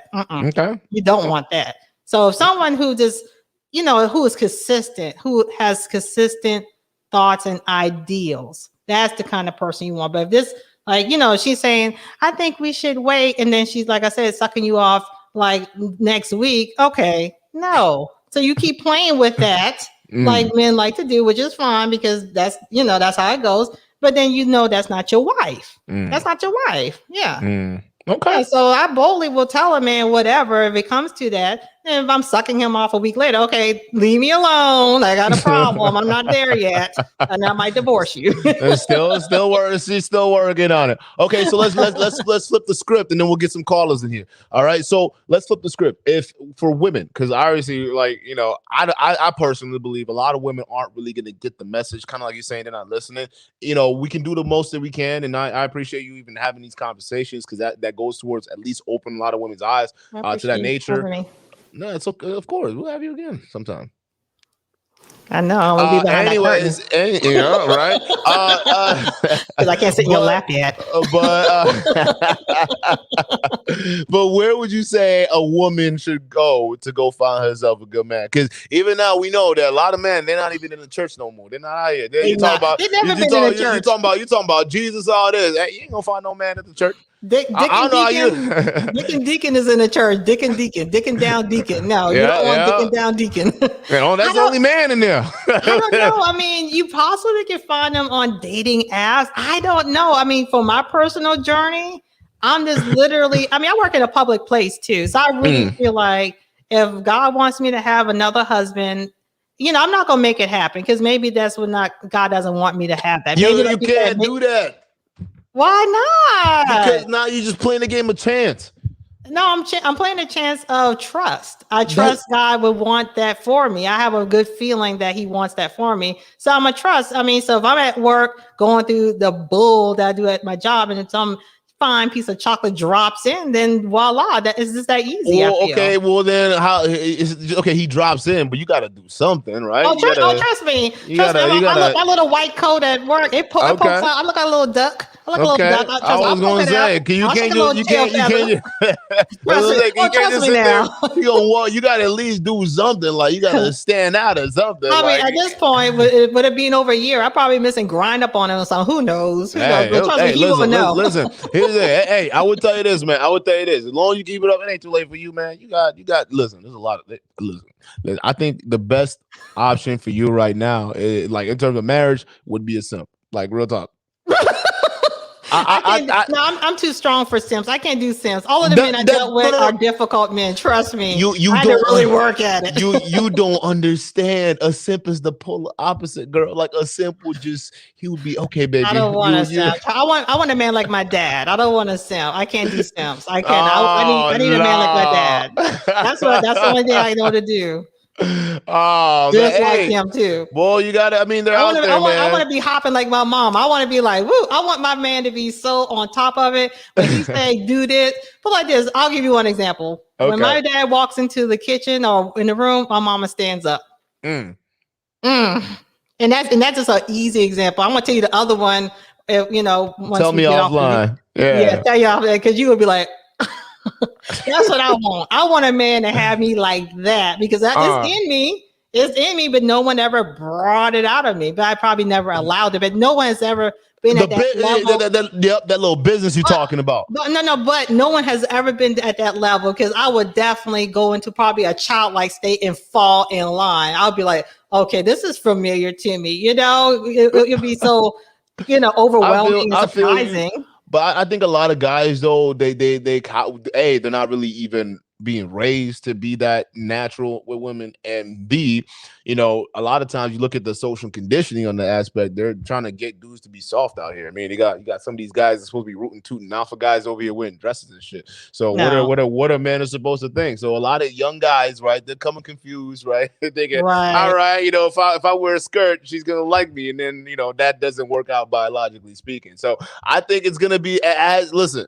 That's what I'm saying. As the time goes on, it's gonna be more difficult to find guys like that. See, guys like that's why we talk about them being in the 5%. There's not a lot of us out here. No, all it's right? not. May I ask you a question? To gauge your mindset, how do you feel about Russell Wilson and Sierra? Like, to kind of gauge where you're coming from. Oh, they're gonna get divorced. Listen, I think. Oh, come on. I'm not joking. I can see this coming from a mile away. It's so easy to see. It's not funny. Yeah. Here's the thing. Sierra is doing what's biologically right for her. She's got the security. She's got her kid. She's got Russell Wilson. Real talk. Russell Wilson is in a situation right now where he doesn't fully he's like kind of like I compared to what's that Curry dude, right? He's on the basketball team with his girl. I kind of liken them in the same situation where they're alpha beings for now for what they can do. But it's not gonna be for long, because once that stops, it's a wrap, man. Because seeing the way Sierra behaved, especially with their child, you still like to have fun. What's wrong with having fun? And he's right there with her. She's over here twerking, doing all up. That means she's out here trying with her, loving it. Same thing with Stephon Curry, and he's right there with them till she's talking about, I don't get as much attention from guys. I wish I had more attention. But they're still together. It's coming. Look, his parents. I bet you $100 a piece on both of them. His parents are getting divorced. It's a wrap. Listen. I'm just saying that it's the attitudes of the women, right? Because the women have that competitive business kind of mindset that I'm talking about. Ayesha Curry wants to compete with Stephon Curry, right? It's not. She doesn't see it as the way you just described, the way your dad and your mom behave, right? Stephon Curry is not that alpha. When I'm telling you right now, he's not going to seem like. Hold now, these are sportsmen. If they're they may not have to show it all the time, because a lot of times, like at work, the person who's the boss is at work is usually the wimp at home, or vice versa. So I'm pretty sure these are alpha males. These are aggressive men. On the team, know what I'm saying? You don't think they know how to manage their women? No, they know how to manage other teams, and they know how to manage other men, but they don't understand how to manage women. Because they understood how to manage women, Russell Wilson wouldn't be going with Sierra right now. What's wrong with Sierra? She can't change. He wouldn't have wiped it up. She hasn't changed, though. That's the point. How do you know? Because some of the signs are still there. Because she want to twerk. They're young. They probably like videotaping each other. Listen. What changed my mind that I knew that she's on some bullshit is what she did with the kid, right? Even way before the whole twerking videos and whatnot she's doing out here, right? Even way before that, how she would try to like make Future jealous. With Russell doing stuff with the kid and whatnot, and Russell dumbass was playing along with it, talking about, I'm gonna go ahead and take care of this, like he's my son. All this, like it's like, that's great. No, I'm not saying it's not great. I'm not saying it is great. I'm just saying that there's a game here she's playing, and I don't think Russell Wilson is really fully understanding what's happening. He's got the mentality of PJ Washington, bro, and him and Stephon Curry are in the same situation, and I wish him the best. I do. However, listen, I think guys who are like athletes and alpha guys like these guys, right? Because I think that they're better off getting with people who are average. I really think so. Like they're better. Like with Ayesha Curry, man, she thinks she still got it. Like real talk, like a model and whatnot, which she could, but all them looks ain't gonna land her another Stephon Curry. I mean, look at what Larissa Pippen right now. Look what the fuck she's on. It's not pretty. But you know that Scotty was cheating like insanely crazy. But that, like she's acting out because she's been on the low for a long time. She gave that man 4 kids, and he was running amok, and maybe she just got tired. But it goes back to what I was saying before. What's good, Matt? What I was saying before is like, listen. I just think that they're in a situation right now where I don't think either of them understand the dynamics. Ayesha Curry, she is in a situation right now where I think she was a previous. Was she in any good movies? because it said that she's an actor, but I have not really? seen her. Well, Yeah, I didn't know. I thought Sha'Carri. she met at college. I thought she maybe had a show. Let me unmute you, Matt. What's good? Welcome to the show. I thought she was yeah. What's good? Are you traveling again? I am back on the road. She must not be that good though, because you can't remember her or anything, right? I know. She seems like a dull person. No hate to her or anything like that. Just real talk. She was acting. It is what it is. But hey, Matt, welcome to the stream. Listen, hey. What do you got? Questions for your favorite pharmacist? All right. I've been writing questions down. Can I call you damn. Shit. Go. Questions now. You're doing too much. I get paid when I have to answer my questions now. Yeah. No. Like real talk. I wanted to ask. It was bugging me. What didn't work out? You had 3 good men, right, that you married. What was it that didn't work out with that? I was malignant in my mindset. I was not wife material. Unpack that a little for us. Like I got married under I was just dealing with a lot of PTSD. So I was just difficult. I wasn't never naggy. I think I was like a man that I just shut off.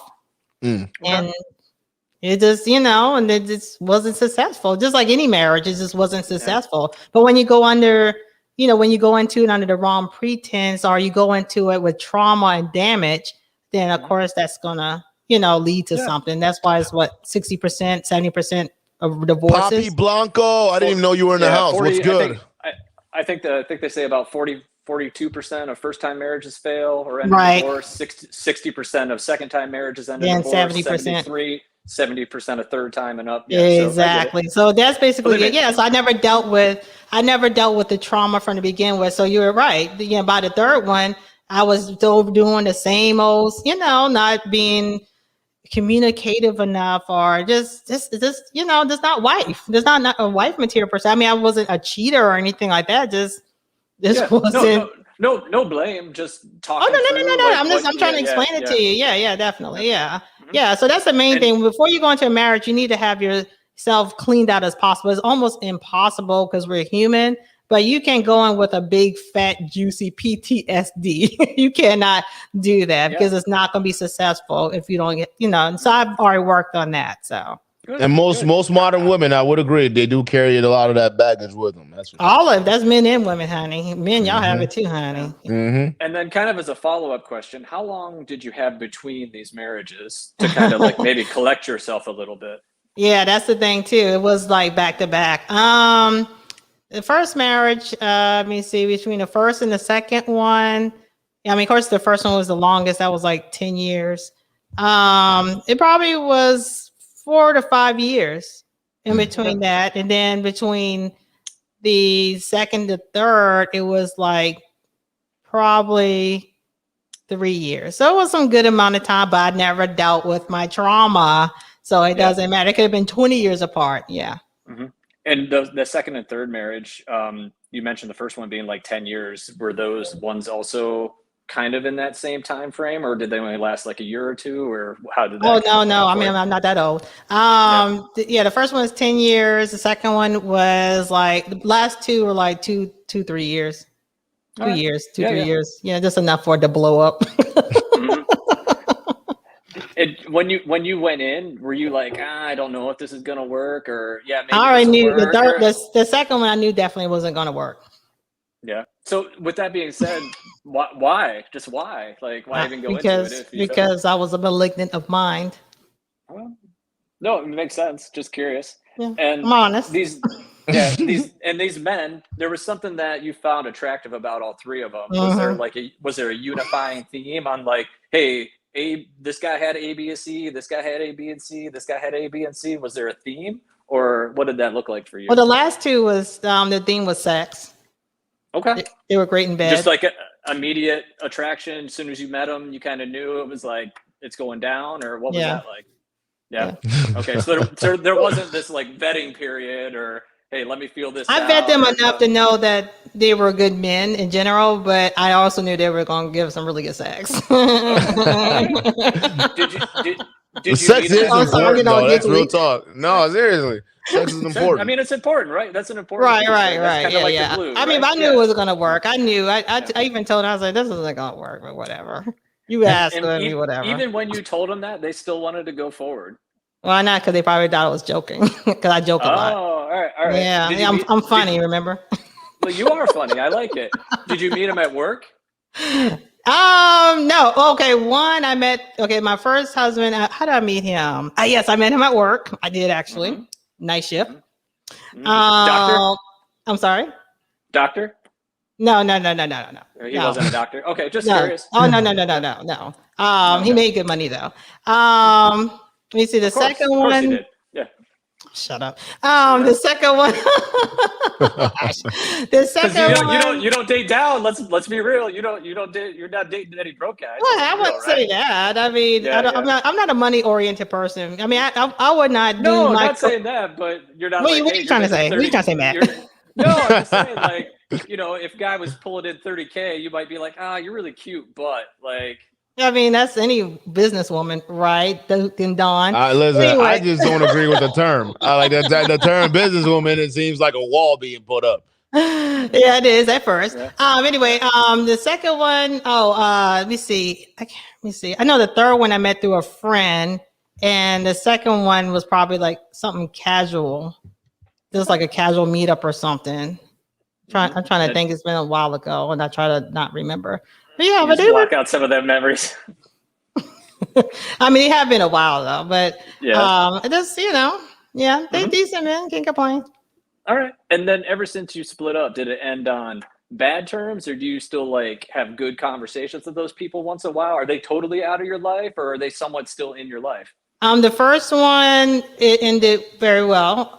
Everything was amicable. He's a great guy. That was my daughter's father. And that's what I was going to ask. Yeah. So he's still part of your life, like to this day. No, because she's older now and he's married. So he's great. Okay. He's a great guy, great husband. The second one, if he needs anything like pharmacy wise, he'll hit me up and ask. And I mean, let's be honest, that he's trying to see if he can crack the door back open. I answer his questions and leave it as that.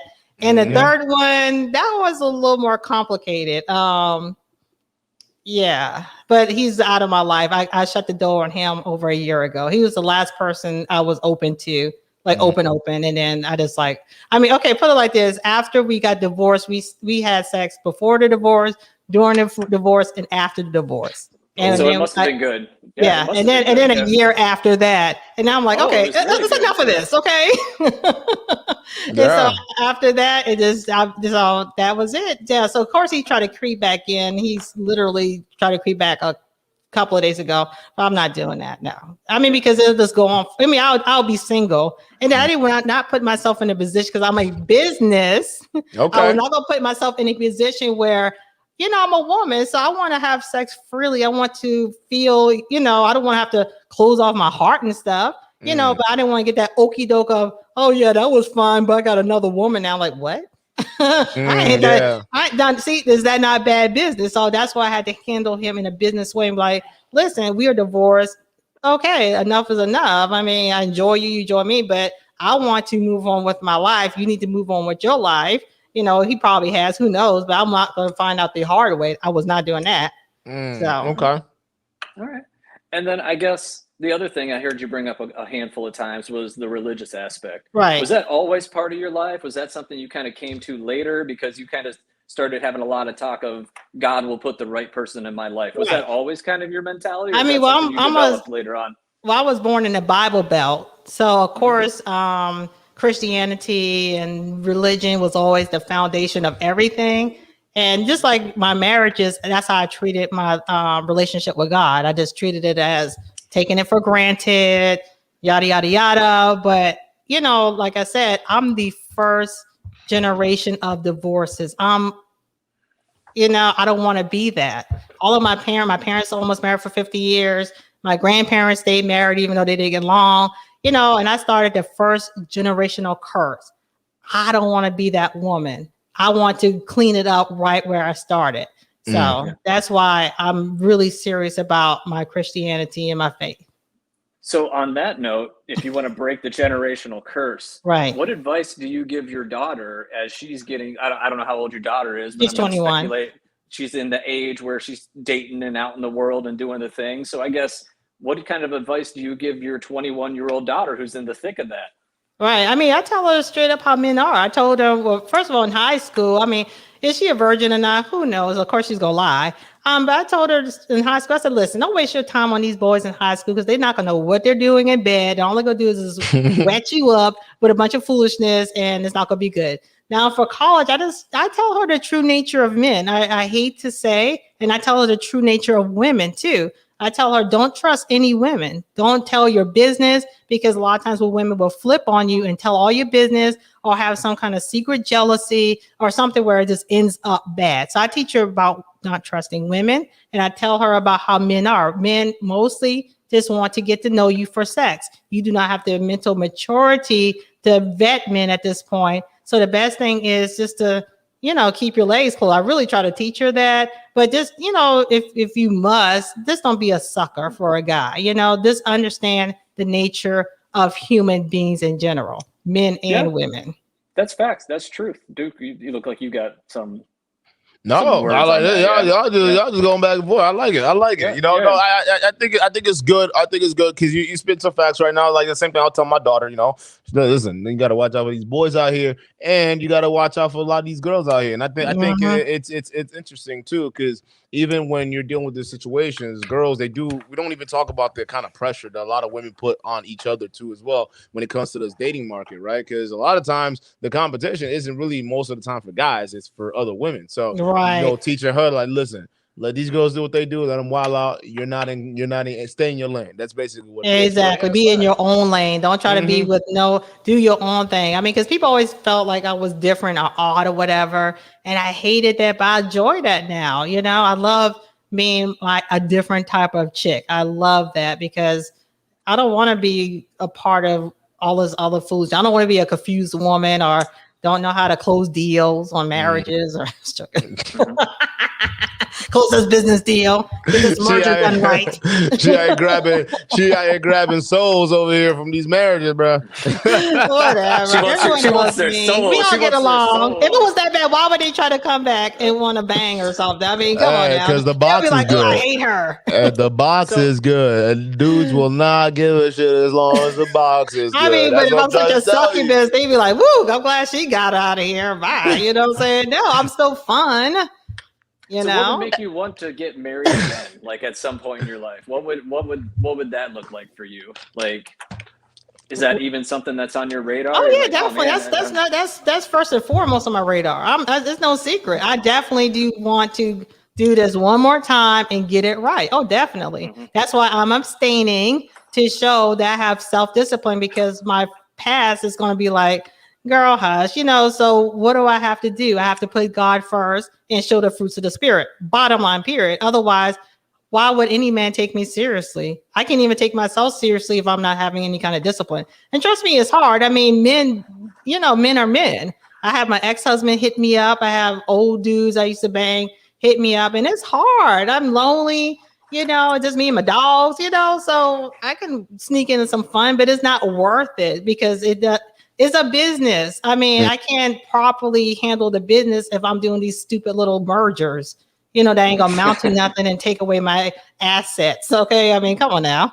That's true. That's true. If you're wasting time on dudes that aren't worth it, then you're only like, it's time where you're not spending on the guys that'd be in your lane, that'll be able to work with you. But I get it.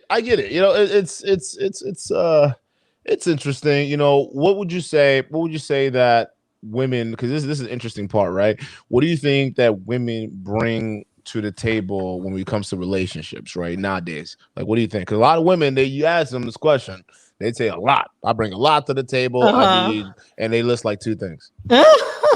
I mean, and you can't say the table. You can't say the table. I bring the chair. I'm just joking. What I would bring to the table, I can speak for myself. What women should bring to the table is, understanding, listening to y'all. Y'all have a lot to say. So like, listen, if y'all have a business go on, I love to hear about guys who have businesses go on, and I want to give my little 2 cents, even if I know about it or not. I love brainstorming. So just brainstorming, have fun. I mean, that's the thing too. Women nag men to death. Like, dang. I mean, okay, I've learned this a long time ago and I never put it into action, but now I understand. I'll never forget when I was pregnant and I was nagging the shit out of my husband, right? I wasn't nagged then because I was pregnant and whiny. And I'll never forget the guy was like, hold up. You want him to do all of this for you. You're complaining, you're bitching about this and that. But you have to understand, this man wants to be happy too. You cannot just be nagging him and torturing him like that and always complaining. Let that man live his life. And from that point on, I ain't gonna lie, I stopped nagging because that's true. You have to see a man as their own person, not as a necessarily extension of your wants and needs, you know? So that was the biggest lesson. And now I really fully understand it. I used to not nag as a treat, but no, you should literally not be a person who wants to nag a man because y'all want to live your life. Y'all want to enjoy yourselves. Who wants, I mean, I don't want some man nagging me as soon as I get home from work, nagging me about this. I mean, good God, you know, so why would a man want that? Yeah. You know, so, right. Friendship and stuff like, just basically like one of your boys with a vagina. Basically, that's how it should be. Well, you brought up an interesting point, right? Because a lot of times this is how I've kind of had that thought process too, with a lot of how modern women view men as an extension of their needs and wants. That's such an excellent way that you put it, because that I mean the evidence is there when now you see most modern women, they're coming out here with their hands out, rather than saying, okay, let's be collaborative or cooperative, right? So can you break that down a little bit too from a woman's perspective and just let these guys know like why do women think in the way that they think of guys nowadays as being an extension of their needs and wants? Yeah, I mean, I don't know if it's a father complex or I don't know. Women, we just want to nag men. We just want, we just see men as something that should be doing something for us. I mean, I sound like a real pick-me. I hate this right now. But, that's what you want to be. No, the vast majority of girls out here in the chat. No, I do not want to be a pick-me. No, not because I just don't, because that's whack. But I want to be picked, but I don't want to be a pick-me. Now, those are two different concepts.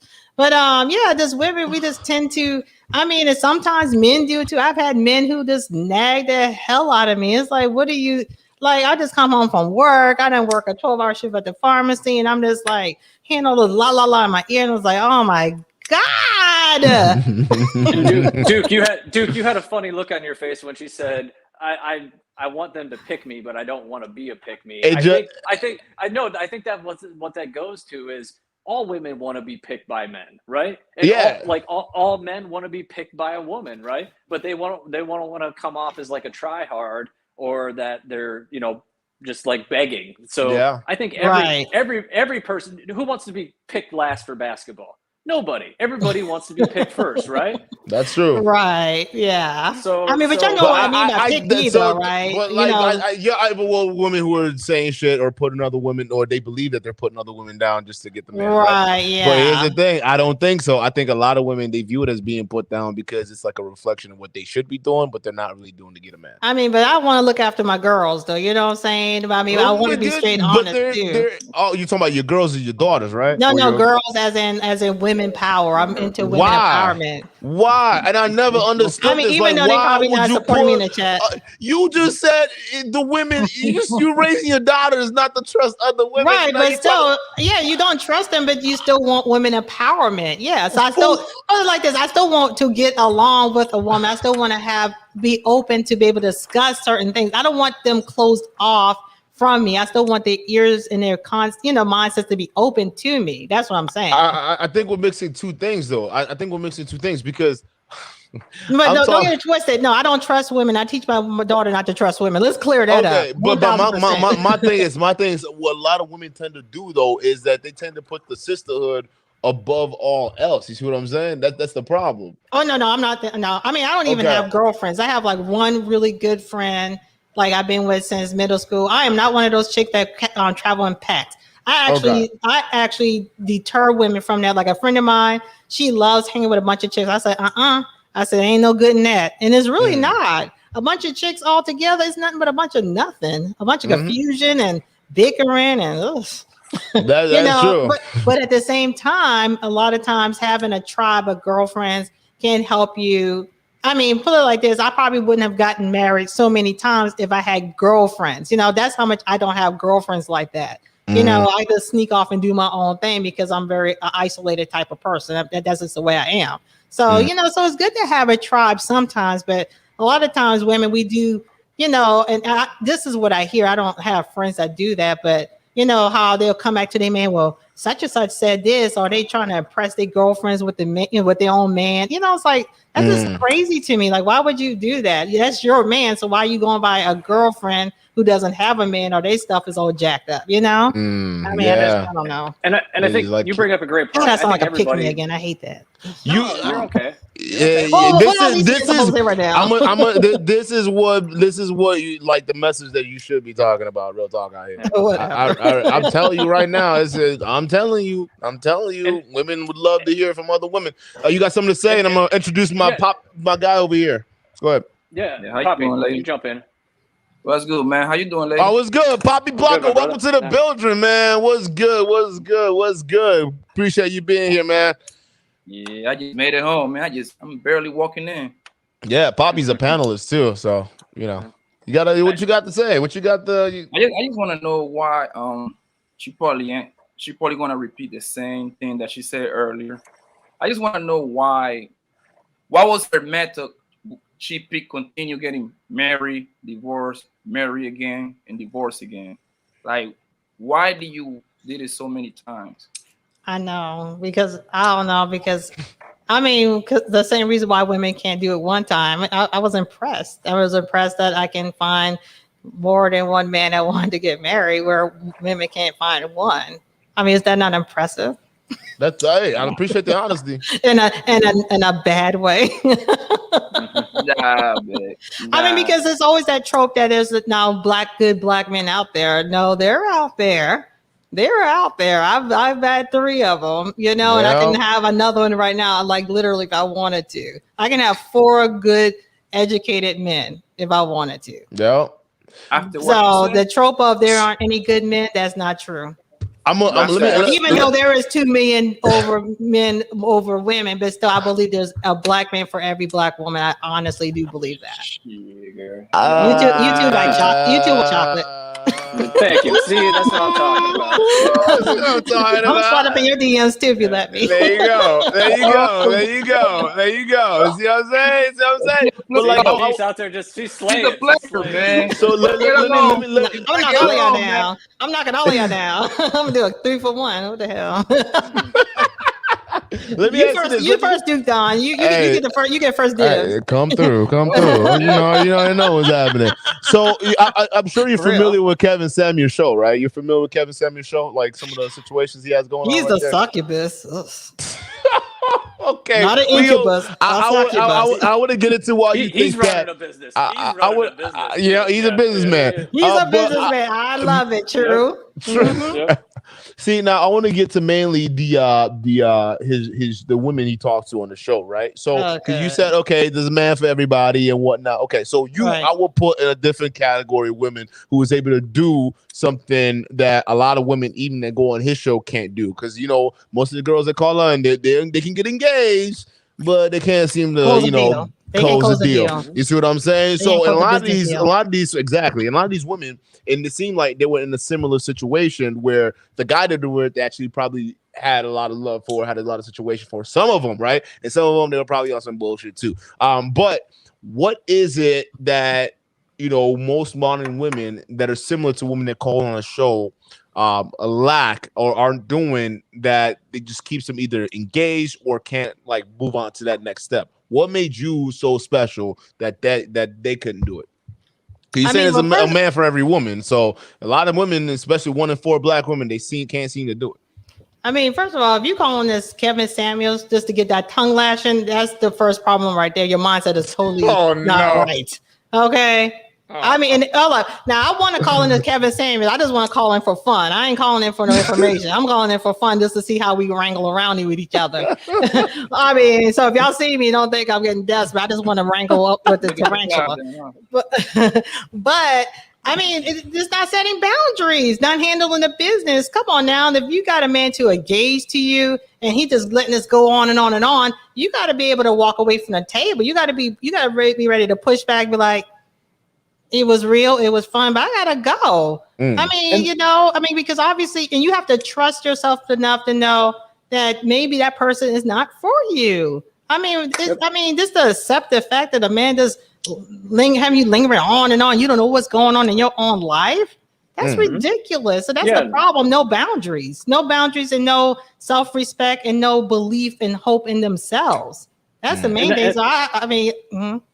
And I was just saying that goes both ways. That goes men, that goes women. Like, yeah, definitely. Yeah, you have to have some kind of belief in yourself. Yeah, I mean, because I'll admit I'm okay looking, but I honestly know, what I'm worth. I know what I can bring to the table under the right conditions. I mean, but my main thing is I'm not gonna be wrangled around. That's what I'm not gonna do. I can be working on my business. I could be. I already have a difficult job. And what I do not want to tolerate is after a long day at the pharmacy, having some man have me stressed out in a pharmacy bathroom crying. Oh God, whatever. Let me ask this, because you brought up the job. So let's say you met a man of means to the point of where you don't have to work anymore. Okay. You could just stay at home. Would that be what you want to do? I don't know if I can at this point in time. I mean, just asking. Yeah. I don't know if I can. Why do you say that? I mean, because my job is more like a public service. So I would not know. I mean, the other business I have that I'm working on now, it is more of a service capacity as well. I have to be as much of a succubus as y'all think I am, I have to serve. That's all I know. That's the only thing I've done since I was 16 years old until I became a pharmacist. So, but yeah, I would definitely go part-time.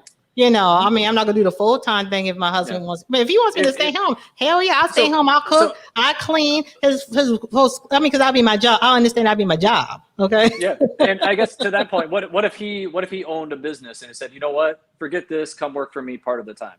Yeah, I wouldn't have no problem with that. I love stuff like that. You'd be okay with kind of getting on his plan and his mission, and I have no problem with that. Why not?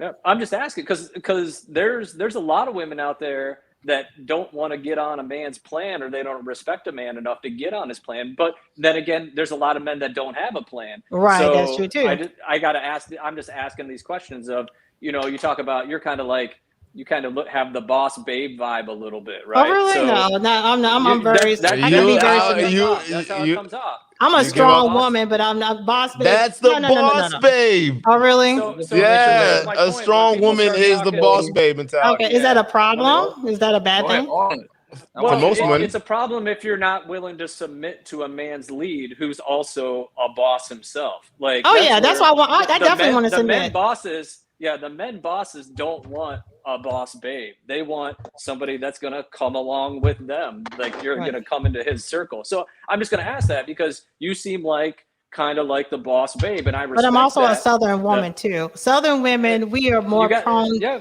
You know how Southern women are. Are you familiar with Southern women? We are very catering. Yes. I still believe in putting them. And that's why maybe my ex-husbands, they still somewhat find me decent, because I'll put your plate on the table. I'll take your plate off the table. Those old things that people don't do. But that's what my mom does for my dad. And that's all. She trained us to do that. Like, my dad would be cutting the grass outside. My mom would make me stand on the sideline with some fresh lemonade with a napkin underneath, just waiting for him to come, take a sip, and ride off with their lawnmower. You know what I'm saying? So I got it in me, but So those behaviors, did you have any of those with your three husbands? Oh yeah. Why do you think they had to snap me up real quick? Definitely. I'm just asking. Yeah. Yeah, but then I was also a succubus too. So, it was a two-part thing. I just have to get rid of the succubus part. But definitely. I like to, I have a servant heart. In general, I do have a servant heart. That's good. So I just had my little, little blip. I worked it out, and then, we'll see how it goes. Because generally speaking, go ahead, Poppy. I want to know one thing. Hey, Poppy. How you doing, baby? I'm great. I just want to know one thing. You say that you didn't like how your mama kind of submit to your daddy, right? That's what you said, right? Yeah, there was too much submission going on. It was too much. Though. But then but that's back in the day. I appreciate it now. Then you turn around and say that you want a man just like your daddy. So you're kind of contradicting yourself. No, that was when I was younger. But as I come full circle, now I see because, and plus he has mellowed out over the years. So maybe that's why I softened up my stance because, he was a young man, with a wife that stayed at home with 4 of us knuckleheads. So he probably had to have a certain amount of rah-rah to, handle a household, a strong woman that stays at home, keep her in check, keep the kids in check. You know what I'm saying? He had to run a household, but he has softened over the years. And that's what I want. I want someone, and I think that was a lot of the problem in my relationship where I said I didn't want a man like my dad, but when the men weren't like my dad to that extreme, I didn't know how to deal because that's what I came from a beast. As in, my dad is a beast. They didn't measure up to your dad. Yeah, they didn't. Yes, they didn't at all. But my dad is on another level, though. So none of them have your dad characteristics or nothing like that? Yeah, they had it. Yeah, they had it. I mean, my last husband was African, so he had it. I just want someone like my dad. Like, I guess not all of the characteristics, of course, but pretty. I mean, that's just how it is. That's how women want it. If you have if you come from a 2-parent home and you have a strong dad at home, we may fight it and deny it, but full circle, we always want that daddy. We just do. Yes. Where do girls go? I knew I wasn't wrong. They run to their daddy, right? That's where they go when they're feeling scared. Yeah, but today I don't think that's what's going on, yo. And today this is different today, man. You got a daughter, right? Yes, I do. Oh. Yeah. Oh, you talking about who? Do you believe in karma? Oh, I got 2 daughters. No, I'm talking about her. I'm asking her. Oh, yeah. Do you got a daughter? Yes, I do. Do I believe in karma? Yes, I do. And you don't think that because when I came familiar with your name, he says that you say that you marry men for sport, right? Yes. And you don't think that might happen to your daughter? Weird. No, I said you don't think that. What about if your daughter come back to you and tells you that some fucked up experience happened to her? You don't think that would be karma, kind of like biting you in the ass? Yeah, it could happen. Yeah. That's what I'm not fun. That's what accountability. Hold up though. We all can have karma. We all done things that we aren't pleased with. So we all can have some certain level of karma because none of us are perfect. The difference is I am accountable. It's not like I'm walking around not knowing what's right or what's wrong. I've taken full accountability for it. Full 1000%. Was I wrong? 1000% yes. Have I learned from it? Yes. Am I trying to show it with my action? Absolutely. You think I don't want to get laid? You don't think I can get laid? Come on now. That's my way of showing self-control. I can't see. I only see a bird right now. I can't see nothing. What I got to do with anything? What I got to do with me getting laid? You said you don't know if you can get laid. I don't know. Oh, okay. Oh, I can't. What? I digress. It's trash. So I can't. You're right. It's trash. Now you're trolling me. My box is trash, yo. See, that's the thing. I don't believe her. That's the thing. It's trash. It's really trash. You said what now? I need to see your Instagram account or something, man. No, it's trash. Trust me. It's terrible. Lying. Don't even worry about it. You be like, ugh. Terrible. The worst I ever had. Oh my goodness, that is crazy. Do we have a troll in the chat? What's happening?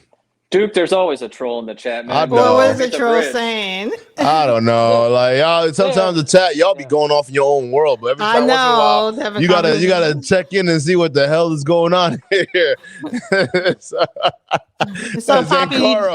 So Poppy, you think I deserve to be punished? No, I ain't got it, man. You deserve what you deserve, but I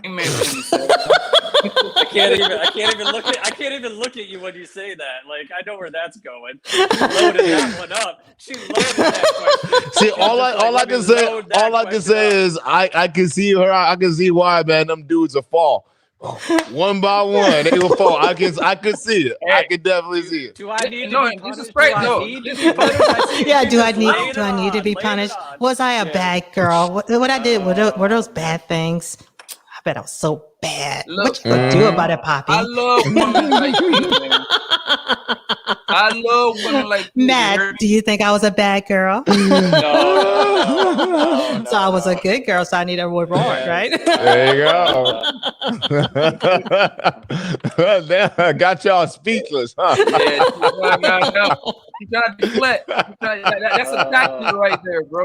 That's a Oh, good. See, Oh, Poppy, Lord. you got the advantage. She can't tell if you turned red like me as much. It's not as easy. Yeah. You did a good job, Matt. You're not bad. You're not bad. Oh, God.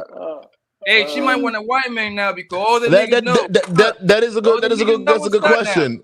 Yeah, Duke, you were getting at that earlier, weren't you? Yeah, I was saying, who is your preference to guys? Like, are you open to dating interracially? What's that? Like, I mean, of course, my first preference is gonna be my brothers. I mean, because I know it can happen. I mean, but love is love, you know. So I'm not into, you know, if I run across like a Matt and he's like amazing and everything like that. I mean, and if I felt like that's what God wants for me in my life, then of course I'm not going to turn down a gift God gave to me. No, that's ridiculous. Stop bringing God into it, please. Yes, I was in the past. Dang, what was you want from me? Already. God gave you 3 already. Look, you keep saying God. You keep saying God. Did he give me those 3, or did I just went on with those 3? There's a difference. A lot of times marriages aren't what's supposed to be. Sometimes you can choose that person for yourself and not have God put them in your life. But marriage is a man's choice, though. It's a man's it's free will. It's free will, but still, come on now. 70% of people made that mistake. You know, so that we marrying the wrong people. But then it stops being free. It stops being free will when God's involved. That's when it stops being free will, and then you blame God. Right? Yeah, I get what you're saying. I mean, I made a mistake. I mean, what? I'm joking. Go ahead. No, you're not saying what? You want me to do? You cheated. Who cheated, yo? Yeah. Was there? The comments here. You do keep looking at that last one. Oh, God. Wonder who? What's the name? When your credit goes right from the last stream. Was bringing that up. Once you go white, your credit gets right. That's just all. Yeah. Look at that. Listen. Well, Matt's the one with the what do you call it? The MasterCard right here. Swinging that white card all over the place, baby. Make it rain on him. Make it rain on him. Hey, for those of you guys who've been sending us Instagram about the super chats, we're working out something right now with certain sponsors. So we're not doing that right now with super chats, but they will be back up on some of our other shows that we'll have hopefully this Friday and whatnot. But yeah, we're just trying to get some metrics and stuff down right now, but they will be back up. So I appreciate you guys asking, but just in case, let's just throw that out there. But anyways, anything else you guys got? Anything else you want to add in? Anyone else? We're going to close the call lines here. I want to know. This was fun. Thing, yeah. Go, Poppy. She said something like the next man going to have to wait until they get married. That's the plan now. That's the plan. I'm trying. That's the plan. I don't want to say something. We all know about plans, right? We all know how plans go, right? Well, I planned. I'm sorry. You only want to say that with a straight face. That's the plan. Yes, I've done it for over a year now, and it's not been easy. It's been highly stressful. I've done a good job. I'm sorry. I'm sorry. Go ahead. Oh no, I'm just saying I've done it for a year now, so I think I got a pretty good handle on it. Yeah. But you say the next man, hopefully that you get married, quote unquote, right? I know, right? He's gonna have to wait until you get married to give him some. Okay.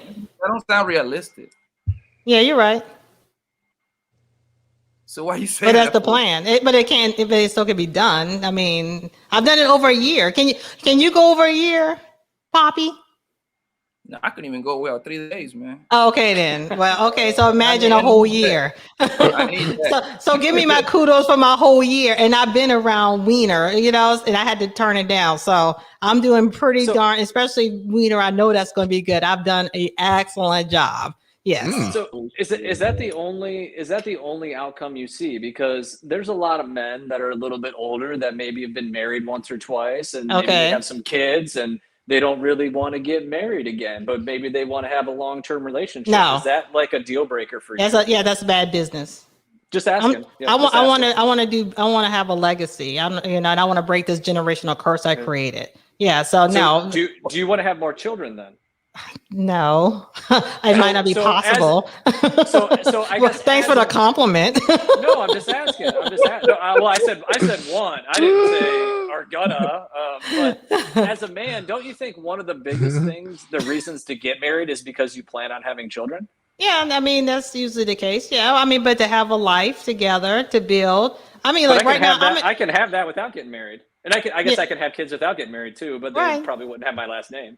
Yeah, that's your choice, but I mean, that's not going to be my choice. I am not going to be shacking, and I never did believe in shacking, but I'm not going to be shacking. I'm not going to be doing this long, strung out bunch of nothing. No, no, that's bad. To me, that's bad business. That means I gave up on men, and I know I can get it all. I know I can, and every woman should be able to do that if that's what they want. I hope they do. Well, a lot of women settle. They feel like they can't close the deal, so they just, live with a man for like 20 years. I mean, and then the man leaves them and get married to another woman in 6 months. That's what we're not going to do. That's bad business. That can happen. And it does happen. And there's always that 6 month mark too. They will get another chick in 6 months and marry her within 6 months. It's crazy. Well, once you say that, then that would mean that the woman that he was with all those years wasn't really doing something that would otherwise have. Okay, so then because it's got to go both ways. What she wasn't doing was setting boundaries and having self-respect. That's what she wasn't doing. You mean like she wasn't probably holding up her half of the bargain? All of the above. Because maybe he met to the other girl 6 months later. She handled business. She's like, because I'm that 6 month chick. I'm that chick. I'm like, so what's up? Like, what we not gonna do is X, Y, and Z. That's what we not gonna do. Using up my coochie and then act like you don't know. That's what we not gonna do. That's not we gonna do. Pressure on them. Is that what you do? Put that pressure on them? No, I don't do that. No, but I'm just saying it ain't gonna get to that point. It's like, come on. Why would they not want to marry me? I'm cooking, I'm cleaning, I'm screwing, I'm fun. I mean, what else y'all want? I mean, you're divorcing them. That's why. Yeah, Poppy, what do you want? Poppy, what do you want from me? What do you want from me? Poppy, you know she's the Black Widow. Come on, man. You already know. Exactly. What do you want? You're not gonna be putting up with all this, Poppy. All this, I gotta fuck with you because you already fucked with 3 other niggas in the past. Man. I gotta give it to you a little bit. Happy? They Poppy hush. Cause using my face, Poppy using my face with that yellow Kango. You ain't been talking none of this yang. So you just hush. Okay, you and your yellow Kango, hush. Which I do love. I want to steal that Kango, but boy, bye. Hey, be careful now. Be careful now. No, you be careful. You because your name Poppy. I don't mean I can override that. I might have you in one way. I might have you in one way over here. You might want to stay. You never know. Yeah. You never know. I mean, the man goes by Poppy. Let's just keep it real. He goes exactly. Let's just keep it real here. Right? Ain't really much there. So let me ask this, and then I'll leave the final opening here to you guys, and we'll close out. How long should people wait when they get in together, like a man and woman, right? Or we'll do this, right? It's from a woman's perspective. How long do you think a woman should wait in terms of dealing with a guy before he asks the question? You talking about as in for marriage? Marriage, yeah. It depends on the age group. In your 20s, that's different. You can do some years because you need time to still grow and get your life together and stuff like that. 30s, I mean, within that 2-year mark, within 2 years, you should know if you're gonna get married. Come on. Now, when you're 40s, you have life experiences, stuff like that. Definitely within a year, you should know if you're gonna get married or not. Because come on now. You already had all the life experiences. You know what life is about. You should already be established. So if you are in your 40s or in your 30s and you're going beyond 2 years, that's just ridiculous. That person does not want you like that. And that's independent. If a woman wants to be married, that's bad. You just got to go. You're wasting your time.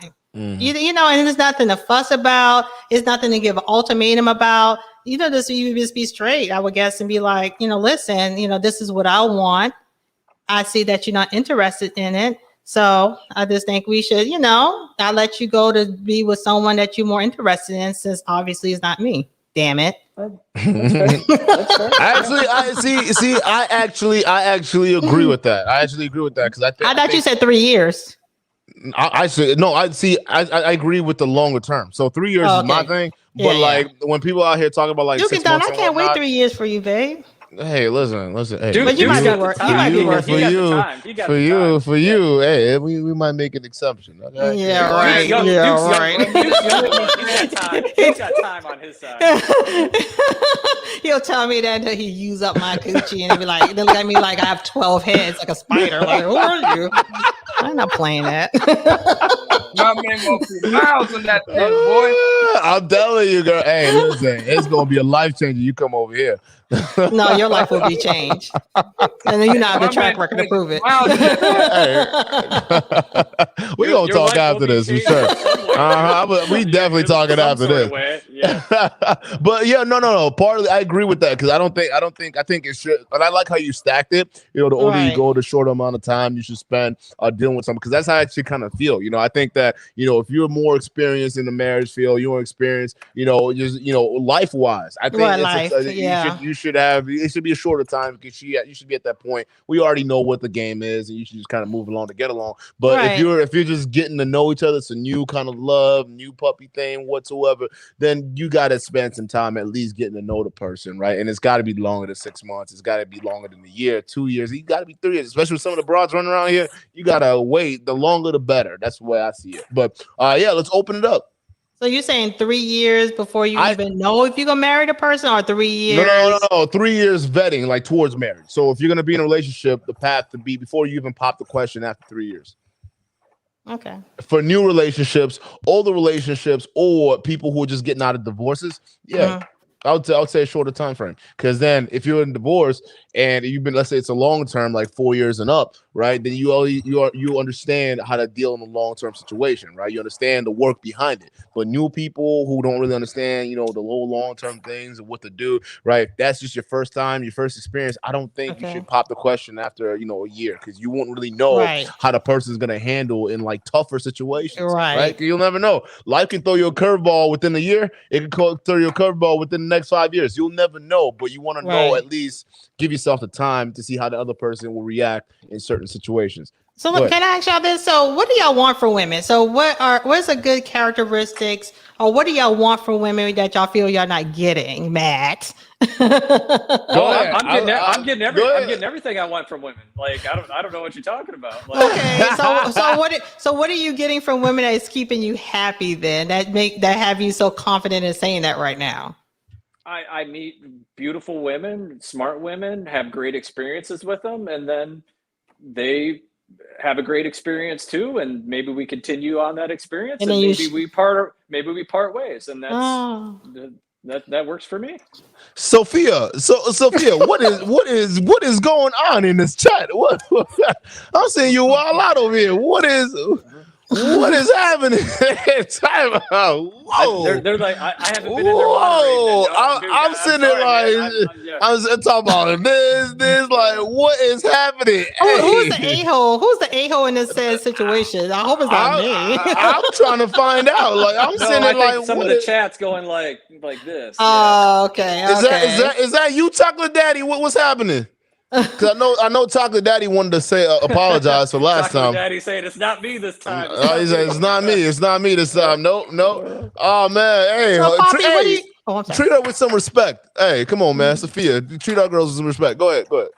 So, Poppy, what do you want from a woman that you feel like you haven't been getting? Because Matt said he's on point. So, what do you want from a woman besides to see her assets? Yeah, that's number one right there. Don't forget. Keep bringing it up. Can't forget. On some serious note, I want a girl to follow my lead, to listen to follow what I say. Cooperation. That's what I want. That's all. And I want. Do you have something to follow, or you have a good plan? I got stuff going on. I'm good. Okay. I'm doing okay. And you respect her if she follows, or you gonna act like she, you doing her a favor? Because a lot of men tend to treat women like you're doing them a favor if she follows. The mother of my kids, and she's a lawyer, so you see what I'm saying. So she's not like a hurting. She's doing good actually. I didn't ask you that. I asked you, do you act like you're doing her a favor if she should follow you? It's not a favor, man. I think that's what relationship is all about. Oh, you're the relationship guru. I didn't take that from you. I didn't pick that up at first. No, nowhere near that. Everyone just has experiences up here. That's the great thing about this platform. Like, look, I tell dudes all the time, I ain't shit. Don't look to me for no leadership or nothing like that. Look, I'm gonna get here. I'm gonna talk my experience, and that's it. And people gonna come up here and they're gonna speak their experience, and that's one of the main things that's missing in this space. Because people just come out here and they speak from like positions of absolute laws, like single mamas are this, don't date them, or older women are this, don't date them, or simps are this, and you do this. They set these rigid structured rules that I think just goes further to confusing a lot of guys. Like some of the times, like look, I know dude, like listen, I know when a dude's capping if he's talking about dealing with ladies and not whatnot, right? So when you even talk about these fresh and frauds guys over here, man, talking about I banged 1,000 girls, so I'm sitting there like, huh? Like, what are you talking about, bro? I know homies that look way better than you, and they won't even come close to that number, dude. And they smashing, bro. Don't sit there and try to you talk about fresh. This nigga. So that's what I'm saying. So there are a lot of guys be capping, but those are the guys out there that a lot of these people are listening to. So it's all rigid, kind of like structured kind of thing. And over here, we want to have a more open, more experienced kind of discussion because that's what it's all about. It's like I'm gonna talk from my experience, and I'm gonna tell you this: most women out here aren't holding it up. Most women out here aren't like thotting it up and whatnot. I'm out here in the Midwest. I'm seeing different kind of women, so it can only be these dudes' experience. But the problem is they're trying to make it other people's experience, other guys' experience, and that's how you get to the mentality where all girls are hoes or all men ain't shit type bullshit. So no. Speak your mind, speak your experience. Nobody here is a dating coach. Maybe except Matt. So what about you? Like, what are your expectations from women, and you feel like we're coming short on? Cooperation, for sure. Oh, really? Yeah, that's a big thing. That's a big thing. Listen, what do you mean by cooperation exactly? Expand that out. Like you listen. What I say is got to go. That's it. Okay. What I say, my word is law in my own domain, in my own world. For at least where things need to be going, needs to go. Because like I said, I was like just like you. I was married too. I've been in a relationship with a contentious woman. So it's like, and see, my thing is, because I'm West African. I've never been in a situation where women would try to limit like my ability to just be me, just be a person, right? Be a man. So I would, I was having a situation with my mom growing up, and we would always battle back and forth. Like I said, they used to call me Upunkuti. That means bonehead in Igbo, right? Because that means like I was a hard dude to get through. But when I was married, what was even harder was like going from a situation dealing with my mom and how she kind of was trying to do stuff to my ex, doing the exact similar thing. But then we were just butting heads because I wouldn't go. So when I would say, hey, let's go ahead and do. Oh, come on, man. Who's trolling this? I know. I'm trying to clean that up. Let's block that. Hey, sometimes. Sorry to the chat for No worries about that. I'm looking at them. Like, where's all these damn symbols over here? Like, I know. It's weird me out a little bit. I'm gonna tell you right now. When you're doing something good, man, you get a lot of these haters. We even got a couple of them back here. Hey, I'm gonna ban the person. Hey, Joe Gordon. Man, you shouldn't have authenticated this with Facebook because how you gonna come up in the backstage and have the word nigger with a hard R and your profile's in white? It's so crazy. Yeah, like literally, hey, Joe Gordon. Hey. Wow. Hey, I really hope you take your Facebook off of here, man, because that's not cool. We're gonna ban you from here. That's how that works. But I would say everybody in the chat just like hold up for a minute. That way we can hold up. Let's clean up some stuff. That way we're not losing your comments because we like those. So basically, you had a problem with submission. Yeah, it's hold up. Let me. Can I remove this?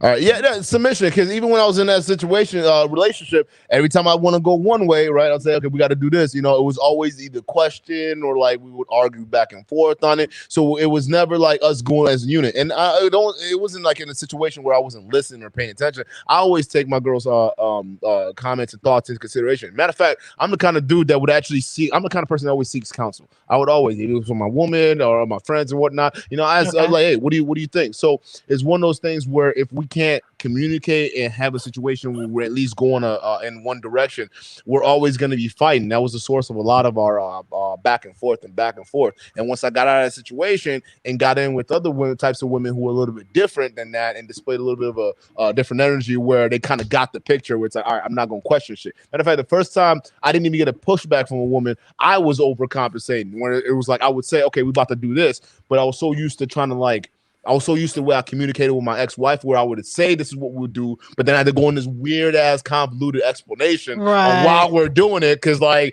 was already anticipating the pushback. So it was when I was dealing with her, she was like, why is it that you explaining everything that you're about to do? Just do it, right? And that was shocking to me, because I'm like, whoa, that's because that's the shit I've been used to. I've never been in when I was just saying stuff and you just been like, okay, we're doing it, right? It's always been, all right, we'll do this. Why? Why are we doing that? Why are we going this way? Why don't we go this way?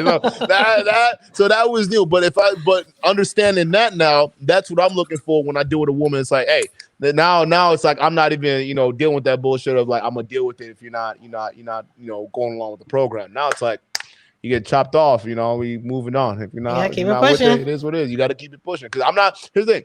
I'm not gonna waste your time. Right. And I don't want you to waste mine. Exactly. That's it. No, that's pretty much it. Hey, listen. What you got them all blocked and whatnot, right? Yeah, we're trying, man, but they keep popping in. I would say everybody kind of save your comments, put them in the comment section at the end of the video, and then maybe next time we might have to start a members only chat at some point. So, we already got that all set up, and the thing is, I don't really want to. I didn't want to go there for the longest, just because I want because a lot of you guys really getting the value in it. We're getting a lot of new faces. However, when you're growing, and that's the thing, we're growing. So what's gonna happen is you'll get a lot of people who real talk are just This guys is crazy, man. Yeah, I know. Everybody in the chat. Nothing bad about you, I think, but I would suggest throwing up at some point. Joe Gordon, did you come back as Joe Gordon instead of nigger? Is that what it is now? Listen, we're done, and then you're gonna authenticate with YouTube, but you got a blackface on it. Listen, man, we're gonna ban YouTube, bro. You already done crazy, fucked bro? up. They wouldn't even do that if they were face to face. No. That's what it is. Because they get hit in the mouth, man. That's why. That's what it is. Particularly Myron. Exactly right. The funny thing is, though, these guys are the same one that end up being one of our supporters too. Because real talk, they come in here, they troll, but when they understand the messaging's good, and then some of them stick around, right? We got Chocolate Daddy back here. We got some of the other guys. He's a cool one too. He was one of the ones that used to be a troll out I here. want to see come back. I want to see 360 Blessings come back. I want to see that. I like that dude. I want to see him come back. We'll reach out to him. See. I want to see how he's doing. I hope he's doing all right. He seems like a good man. Good Igbo man. He's got his head on his shoulders, doing good things out here. But yeah, hey, that's the name of the game. When you're doing good things and you're having conversations, man, it's people. What'd you say? There's always a boss before the level up. Right? There's always a boss before the level, man. And these guys come in. They do it, and they'll come in right try to stop. I think they like her though. Whoever doing all of this like her. They really like you. Yeah. That's what it is. CVS, man. Anyway, your CVS walking girl. Yeah, no, that's what it is. They really like you up in here. But no, real talk. Anything else you guys want to add? Anything you guys want to do before we start to close out? I just want to thank you for having me here today. I appreciate it. This was fun. I got to really explain myself, so hopefully I don't see me as much as a succubus or whatever. I think you changed a lot of minds out here. What now? I think you changed a lot of minds out here. What do you guys say, panelists? I think you want what you want, and that's okay. And you tell people what you want, right? And I don't think there's any shame in, hey, this is what I want, and you're either cool with that or you're not. I respect that a lot more than some backdoor trickery. So I'm cool. I'm cool with it. Be you and tell people who you are, and they can take it or they can leave it, right? So respect for that. Yeah, thank you, Matt. Mm-hmm. What about you, Poppy? I mean, Poppy. I love you. Here we go. Now listen. I like the fact that you actually say that you were wrong 100%. You see what I'm saying? I have been. Do you forgive me? Do you forgive me, Poppy? Oh no! I don't have to forgive you. You have to call them 3 niggas to forgive you. Oh, they fine with it. Oh, they do. Yeah, everyone's happy. Say no more. I'm just watching from the outside looking in. Okay. But I like the fact that you said I'm sorry, because if it was like any other caliber of woman, it would have started like making an excuse. Yeah, but they cheated on me. But yeah, he slapped me around and he didn't treat me right. You said that's my fault. That's what you said. You said 1,000% my fault. That's all we can answer at the end of the day, man. None of us are perfect. I ain't perfect. Can't move forward if you keep, having the same mindset, the same ideation. So yeah, I definitely want to move forward. So I ain't perfect at all, yo. All I can say is, man, the next guy, don't have that man waiting. It ain't fair for him.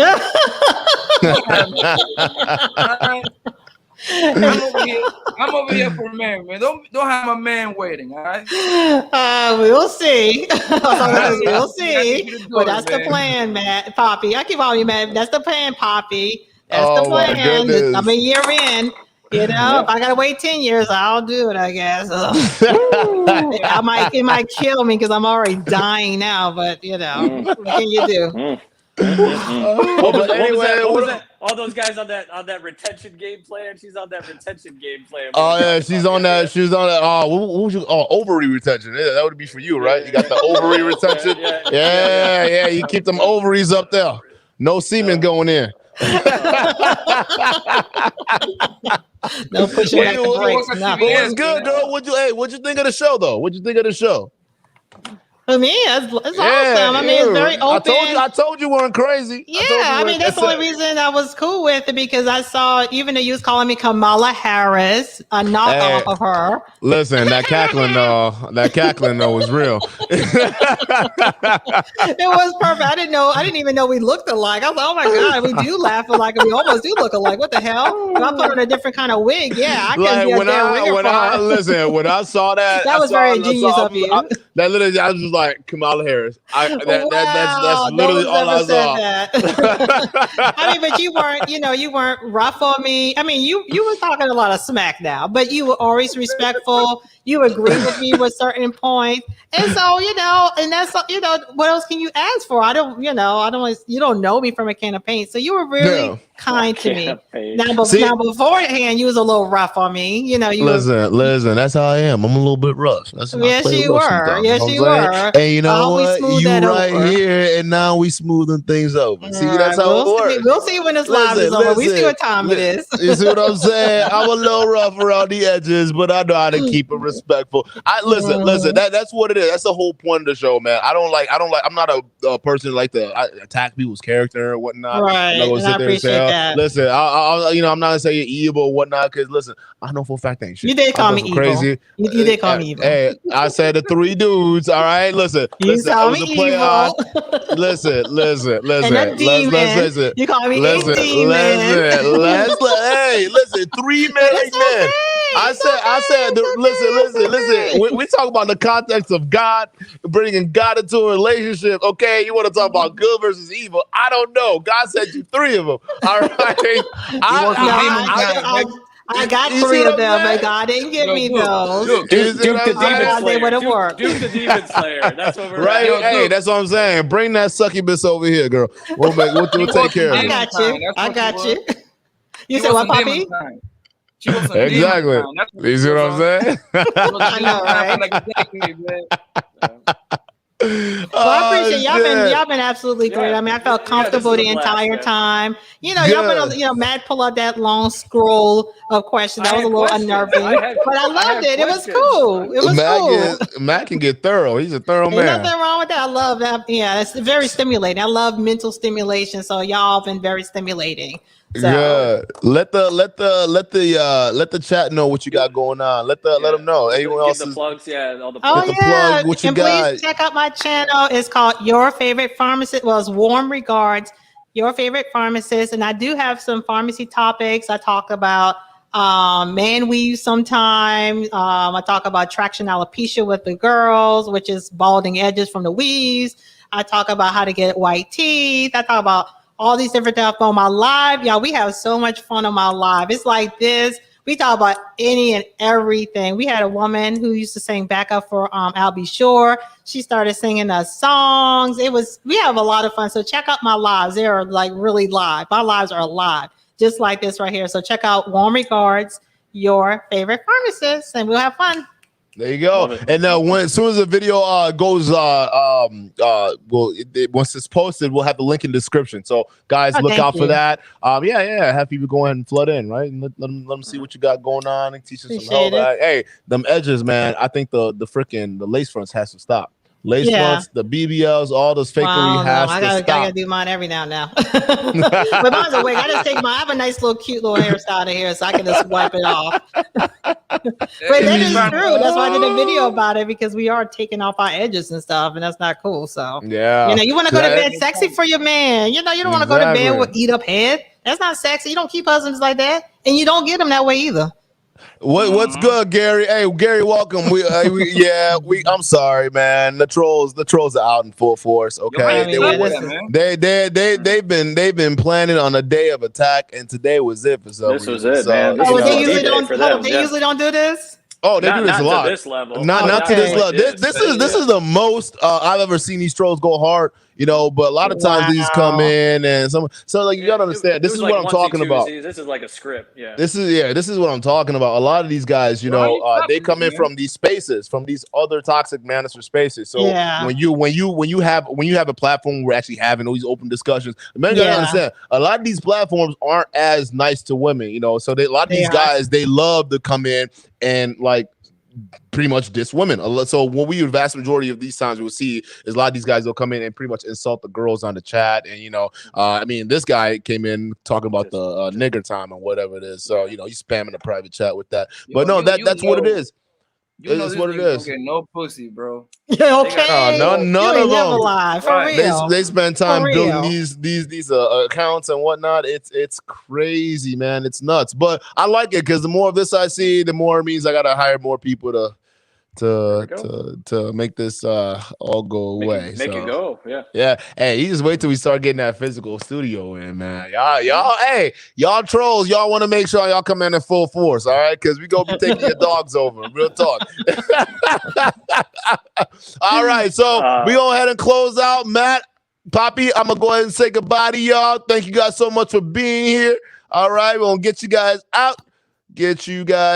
Poppy, appreciate you. All right. And with that being said, hey, do you have anything else to say to the fans before we go ahead and close out here?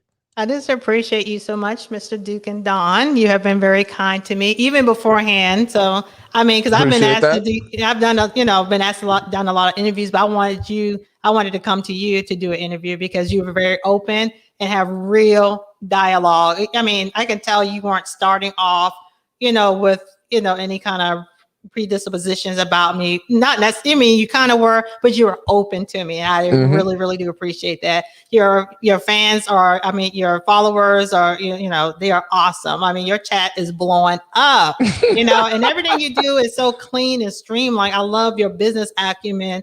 Everything is just so clean and streamlined. It's highly impressive. So if you see me try to do some of the same things on mine, steal it, take it. Yeah, imitation is the biggest form of flattery, right? There you go. Hey, I come from a sales world, man. If you like something, steal it. Yeah, it's awesome. I love it. Just to see, especially a young brother that's handling business.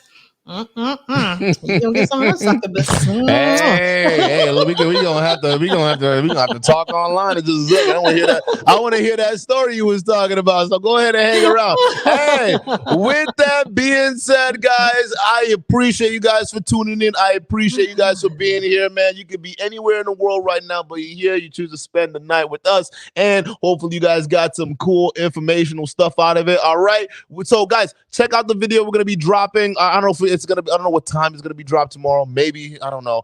If it is, check it out. out, looking for a thumbnail. Other than that, guys, stick around for our show on Friday. All right, we're gonna be talking about you know how it is, relationships, how that goes, whatnot. So if you got any questions, go ahead and send us a message on Instagram. We'll also have the super chats and whatnot up by then, so that way you guys can also super chat some questions in. But we're just doing some testing right now to see how that goes. But with that being said, guys, all right, catch you guys on the next video. If you guys like what you see, hit that like and subscribe button. And you know what? After this whole troll thing, you know what we might end up doing? If you guys are not subscribed yet, go ahead and subscribe, because we might the next couple of shows we might have coming out, we might end up making the membership only show. I know I've been avoiding doing this, you know, because I want as many people to go ahead and get this. But I mean, we're getting bigger, and a lot of these trolls, man, they're starting to become a problem. And you guys know I respect you guys in the chat, and we want the people and the guests and whatnot here to feel respected too as well. So we don't stomp that nonsense out right then and there. So with that being said,